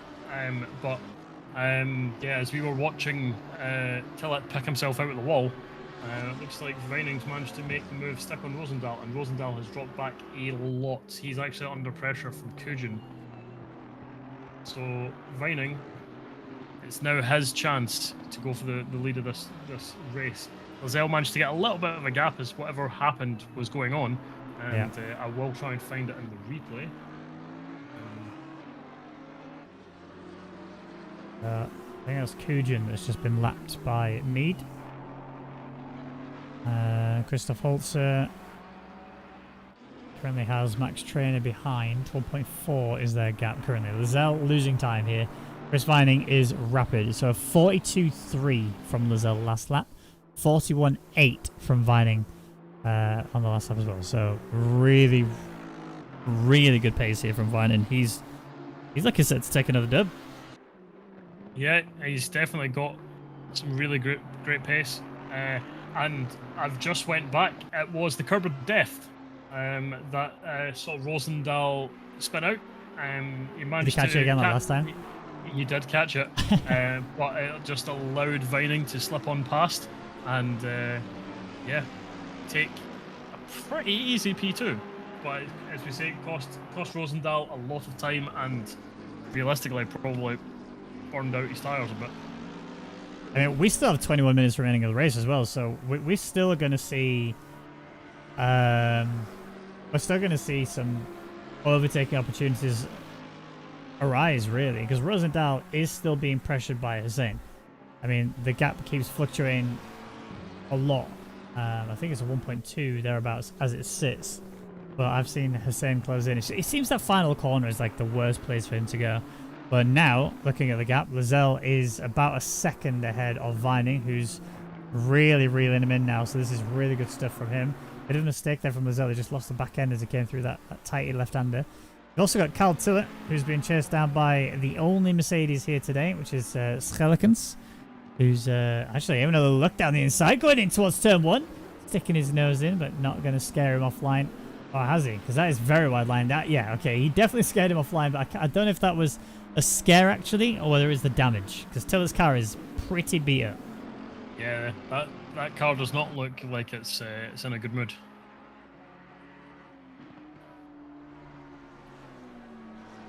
Speaking of good moods, though, Chris Vining, he must be feeling absolutely ecstatic. He can see the race win right in front of him. He's already had a very good first race, and this is looking like it could finish his race day off with a nice, tasty win, a nice big trophy. Lizelle goes a little bit deep into the penultimate corner. Not even the penultimate corner. I'm making up words now. A few away. Yeah, a few away. And it goes deep into the penultimate corner as well. See, it was just foreshadowing. Yeah, and it made no difference. He's still behind him. But the straight line speed for both these cars is really good. So I don't think the toe is going to really help Vining that much. I think the Aston's actually faster in straight line. I could be wrong. But, you know, again, it comes down to who gets the better exit out of the corner. Vining is really close. Had a little bit of a flick there. I think that was more of a mind punt to see what Lizelle would do. Doesn't really get affected by it. Oh, big snap there from Vining, but a big catch as well. I mean, the GTR does not like it. In fact, I actually want to check. What TC is he running? Can you see that? What was it? It looks like it is TC2. Yeah, TC2. If that is TC2, in fact, I can actually zoom in a little bit because if I go like that. Yeah, TC2. Okay, yeah, so you're right. So, the TC2 is still pretty oversteering when you go on the throttle. I found this out yesterday. But to be fair, you have a very heavy foot. Really heavy foot, actually. If you're gonna tell me I've got a heavy foot, get it right. I mean, to be honest, I picked you up one time, and the only thing that stayed contact to the ground was your right foot. That's a bit mean. Not that bad, okay? It's bad, but it's not that bad. But yeah, just go back to what I was saying. So I think TC3 is kind of like the sweet spot if you're going to do like an endurance race. In these 1 hour long races, or 40 minute long races, should I say? Sorry. It's TC2 is fine. You're just gonna have issues when you're trying to outperform your opponent. You know what I mean? When you're trying to get on the throttle, like here, for example. Oh, he's made a mistake. Mind. He's went well wide, and this is the moment. This is Vining's best opportunity he's had so far to take this race lead. Lizelle's going nice and defensive early. He's gonna flick. No, he's not. Outside line through here. This is definitely not what I would have chosen. Inside line all day long. Back. Cut back. Called it. Oh, what a move. What a move from Chris Vining there. That was great. I'm going up. I've had enough. Not having this. Oh, he's went deep. He's went deep, and Lizelle's going to try and make the move on him again. Will he be able to make it stick into King Corner? It doesn't look like it. Looks like he's going to have to try and go up the inside, and that would be just death. But yeah. Vining's managed to maintain this position, and yeah, what a great cutback. What a slight mistake as well, just allowed Lizelle to try and take back his race win. Couldn't make it stick, and now he'll be pretty hard pressed, to be honest, to keep up with Vining. But he has got a decent gap to Hussein behind, so just needs to focus now on his own race, try not to lose too much more. I'm upset. I've been saying switch back pretty much doesn't work. Apart from on that corner, apparently. Skelikans is ahead of Della, but he is being aggressed by him. He's also trying to aggress. Actually, Della having a little look there. He might even go for a little bit down the inside. He could actually go for this. He's got the momentum, I think. He's alongside of it. No, he's had to back out. He's slotted back in again. He's sticking his nose in where Skelikans does not want it to be, and that's kind of scaring him off because look at the gap. Tillett has now started to pull away quite nicely. He's like, oh, cool. Leave these guys to fight. I can just pull away. Everything's Gucci. And yeah, Dello constantly causing Skelikans to make so many mistakes. This is beautiful. I do like the practice you've put in. It's paid off, I must say. I don't have to wind it up as much. Yeah, you could almost be, you know, a Dutch? Scotsman or a Dutchman. Or a Scouse. Oh well. Yeah, or Scouse. I'm not wrong, am I? You're not wrong. It's a very British joke there, guys. Yeah. I'm sorry, that was very funny though. Sorry for any Scouts that are watching. But it's true. It's true. Rosendal having a bit of a look here on Hussein. The amount of times I've seen people like go for these little cheeky little nose pushes, I'm going to call them, where they just put the nose in there, stick it in there, and go, oh, you going to give me room? You going to give me room? You going to let me go for it? And they just hold it like, nope, not a chance, no way through. Hello, Emily Kate. How you doing? Welcome. Tune in just in time to see that nice overtake. It was a beast overtake. It was. And now I've got a feeling Rosendal's about to do one on Hussein. Although last time we saw McLaren Lambo fight like this in this corner, we saw death. And here we go down the inside. He's going to force the McLaren to go out wide. He's got the run. He's actually got the position. Beautiful move there from Rosendal. I said it was going to happen. I didn't think it was going to happen that cleanly. They are going side by side through here. I think that is, oh yeah, mistake from Hussein. Getting onto the gravel. Didn't die, but lost a bit of time. Yeah, and this is what Rosendal's been showing kind of all day now. Is he's just got a lot of pace and a lot of confidence. And yep, he did make that one mistake, and that obviously did cost him. But he's now back up into P3. He still might have enough time to catch up to the back of Lozelle. There is a pretty big gap, but he saw that he brought it down before, so he could potentially still get away with a P2. Yeah. And that would be great after, you know, the save itself was pretty great after the curb of death. So I think he'll be happy with a P3 after saving it, but that P2 is definitely still in the cards, and he knows that he can catch it. He's already done it once. He just needs to do it again. Oh, Skelikans is having a look at Tillett. He did choose the outside line in the same way that we saw Vinen? Yeah, it was Vinen. I was trying to remember who it was who did the cutback. That's how bad my memory is. It only just happened, and I've already forgotten who did it. Yep, we need anyone to send any form of medication. Yeah, I need help. It's got to be concerning, right? It's got to be concerning at this point. There's something seriously wrong with my memory if I'm struggling to remember stuff like that. I think probably what's best, guys, if you just go and raid your medicine cabinet, send all the aspirin, send anything that you've got in there, send, you know. You trying to kill me off, or are you trying to help me out here? Viagra, just send anything. Delo's looking like he's getting feisty. Oh, he went a bit deep. That was the. He was getting feisty. He went too feisty. He went a bit deep. I mean, he was miles back, so it would have been really hard for him to actually pull off a move like that, but he tried. And that, as we all know, God loves a chancer. Yeah, it's true. Oh, speaking of chancer, he's chancing his luck there over the curb. Nearly sent the car off. Skelikans is looking so quick right now. I mean, if you think back, Tillett got like a 1.5 second lead ahead of Skelikans, and then Della was fighting with him, which now it looks like he's just gone, oh cool, I'm fine now. I'll actually just pull a bit of a gap to Dello, start working my magic on Tillett, and he's really turning the heat up, and this is great to see from him. But I am yet to see him pull off like a really solid, clean overtake in a race like this. Well, guess what? You're about to see it. I'm sorry to tell it. You're at least getting screen time this race. Yeah, that's true. But I'm banking. I'm banking on Silicons making this stick. Look at this. Look how close he is through here. Inside. Through, there it is. King corner. And here he goes up the inside. Oh, and no. Tell it just turns in a little bit too harsh. He didn't really leave Silicons any room. But no damage to and no death for any of them. Tillet's now going round the outside to claim the inside here. And yeah, he's going to have to squeeze a little bit, but Silicons backs off and just allows Tillet back through. He definitely knows though that he can get this move done. But look behind, Dello looks like he's trying to set up both of them, and that's knocked Tillet off. No. And that's Silicons as well damaged, and that is the McLaren that slips on through.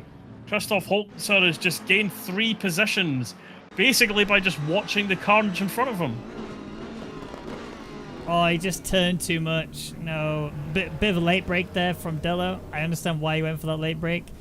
Yeah, I mean, you can already tell. As soon as you see somebody doing that, that's when you know. I think he's just disconnected. Oh no, he's still going, he's still going, he's still going. But yeah, it looks to me...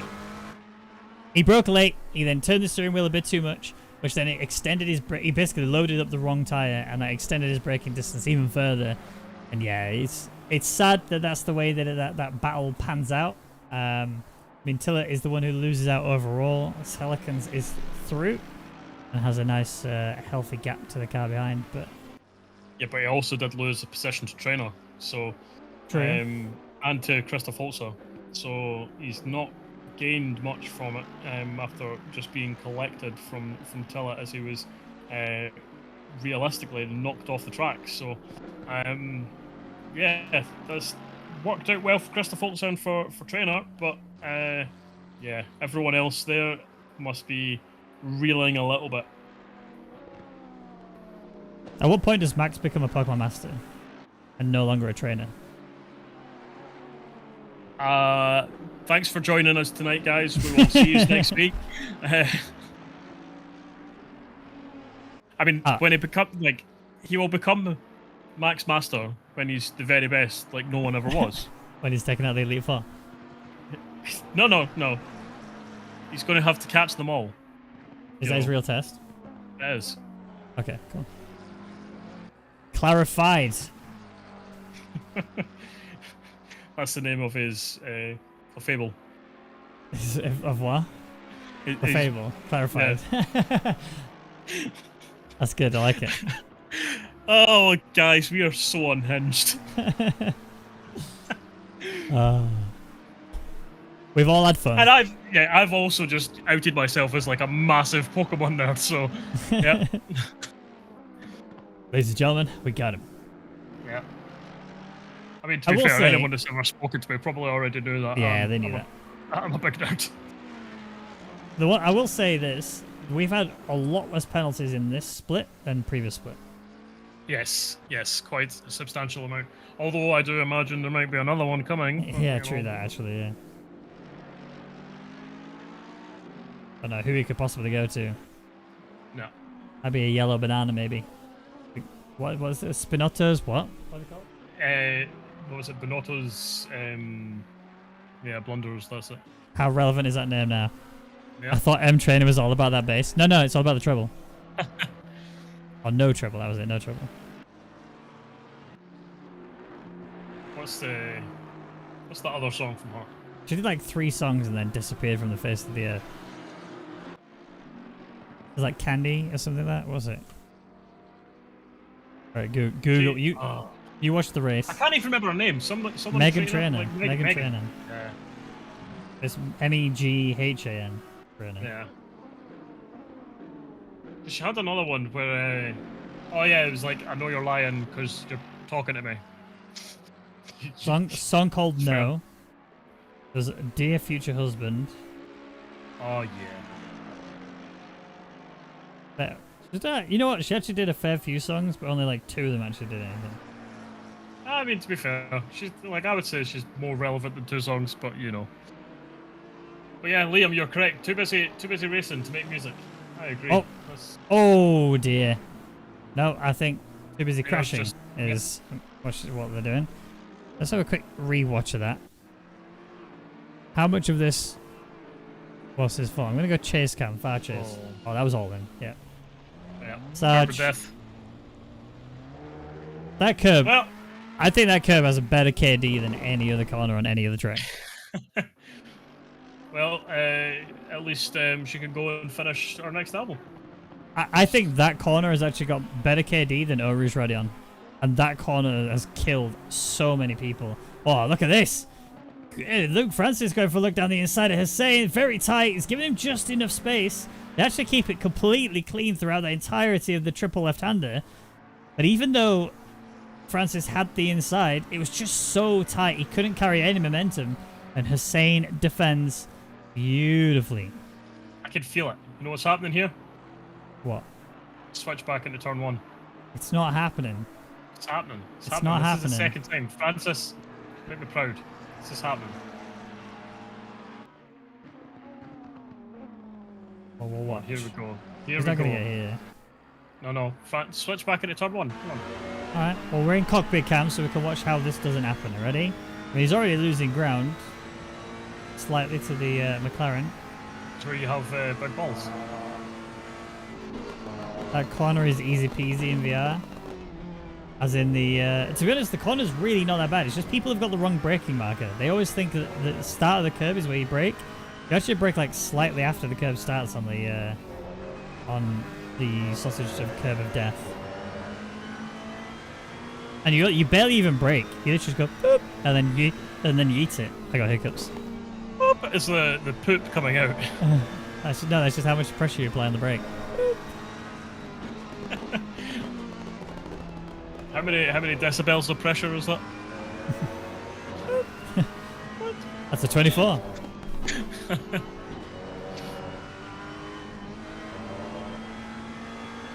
We should just create a doubles comedy act. We'd be hilarious.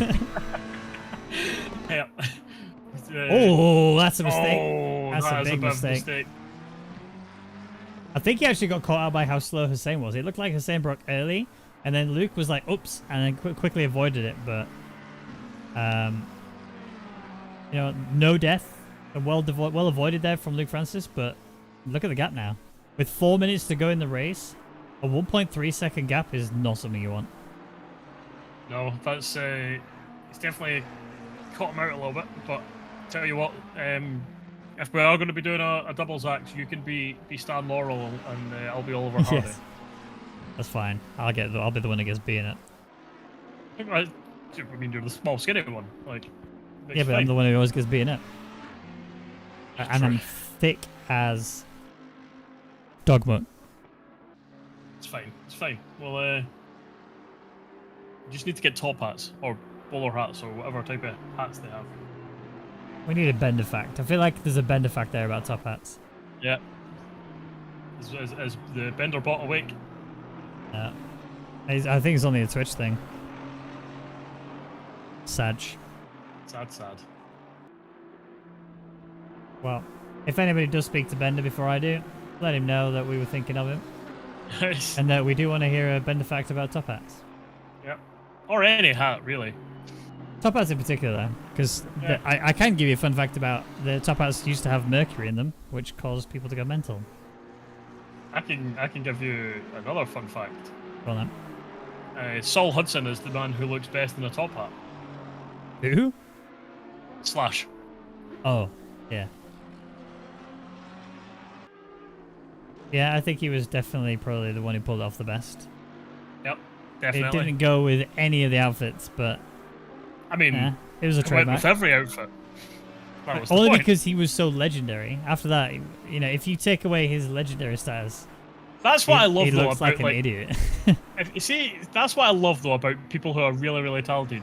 Like, because you see, if you want to see, you know, say for example, if you were to see Elton John in the streets, you know, or David Bowie or something, and it was just like a regular guy, you'd be like, that person's absolutely mental. True, but that's true about a lot of famous people. But Michael Jackson with his little white glove. True. But when you look at David Bowie, You'd be like, as David Bowie, you're like, you know what? You look amazing, and I want to look like you. No, definitely not me. Yes. I mean, that his look in Labyrinth is fantastic. With a big, like, massive cup, like, all right, just yeah. Just get amazing. your pitchforks out. I've never seen that film. Oh mate, you get to see David Bowie play with balls. I'm sold. Downloading it right now. Hussein. I mean, the thing is, he's being chased by Francis, but there's a 5-second penalty for Francis. So even if he closes that gap back down again, and then goes for the overtake, he's not building 5 seconds in 1 sec. Oh, even Toby agrees. Yep, Toby is wanting to join the commentary booth. I actually think I caused that. I made a little bit of noise on my chair, and he's like, a human. Unbelievable. Unbelievable. How dare you make noise? Final lap. Chris Vining has had, I'm going to say it, the easiest time of his life. He made a beast overtake and then chilled out for the rest of the race. Yeah, to be fair, he did have to earn that, though. You know, it looked like he was going to have to make a move on Rosendahl before Rosendahl, you know, made the move on himself. And, yeah, since then, he had a great move on Lozelle, and now he's built up a 9-second gap. You know, he's cruising. He's enjoying life. It's Max Trainer and Tillett is still going after that. Tillet's actually on the inside, going in through the triple left-hander. Now into... I mean, he's still going to like where he was here last time. It didn't go well for him last time. This time he's on the attack rather than the... well, he was attacking both times, wasn't he? No, he was in front last time. Oh, yeah, he was. And then he just, yeah, had an oopsie. And ended up buried in a wall somewhere. He has got one more lap though, which is good news for him at least. He can still take away a nice P10 away from Max Trainer if he can get a nice run here. This is actually probably the best chance he's had now. This run down the home straight in towards turn 1 is an opportunity for not the cutback, because it's not that effective unless your name's Chris Vining and you can cause your opponent to make a really deep lunge. He's going for the inside here from Tillett. Too far back. Not yeah, the secret to making the cutback there, I think, is to, you know, you really do need to try and get your opponent to cover, and you drag them as far across as you possibly can, and then, you know, swipe out wide as you're going in for your break-in, and then cut back nice and early. Like, basically everyone that's been trying that, always, like, even when you're defending, they've always still been kind of defending on the outside anyway. You really need to try and force your opponent to go as far inside as possible. And realistically, everyone sees that, and most people haven't been doing it because they're like, no, if you want to try and go round the outside, then feel free, but you can't make it stick. So people would tend not to be defending the inside too hard. Oh, here we go, Tillett. He's going for the cutback. I mean, again, I'll say this. Cutback here. Oh, never mind. He's actually going to pull this one off. I'm going to be silenced for a change. He's actually alongside of Max Trainer. He's just about got himself ahead here. I think Max is going to have to concede. Yes, he has. Fantastic move there from Tillett. Wow. Okay, you have to eat your words. From now on, I will say you cannot do a cutback through that triple left-hander unless you've got a ball sack as big as Carl Tillett's. Yes. I think that is the exact phrase.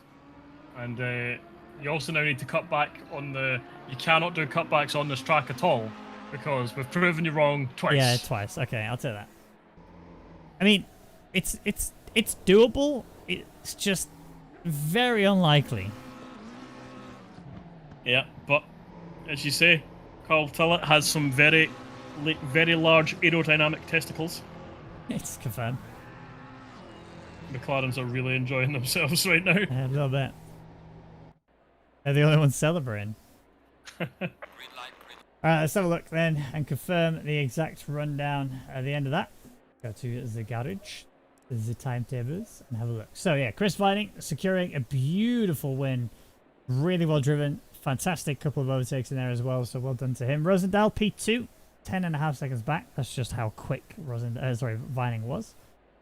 Lozelle, P3, James Mead, P4 with Hussein, P5, and then Luke Francis, P6. Even with the penalty, does still manage to keep that gap under control.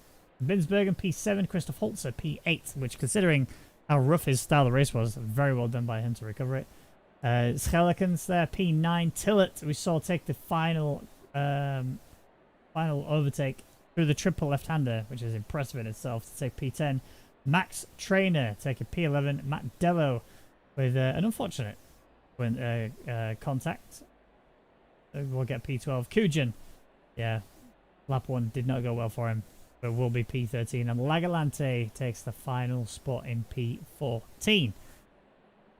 And that also signifies the end of the European Sprint Series here. So, fantastic racing here today. Lots of comedy on the stream as well. You're welcome. We are a comedy duo act, apparently.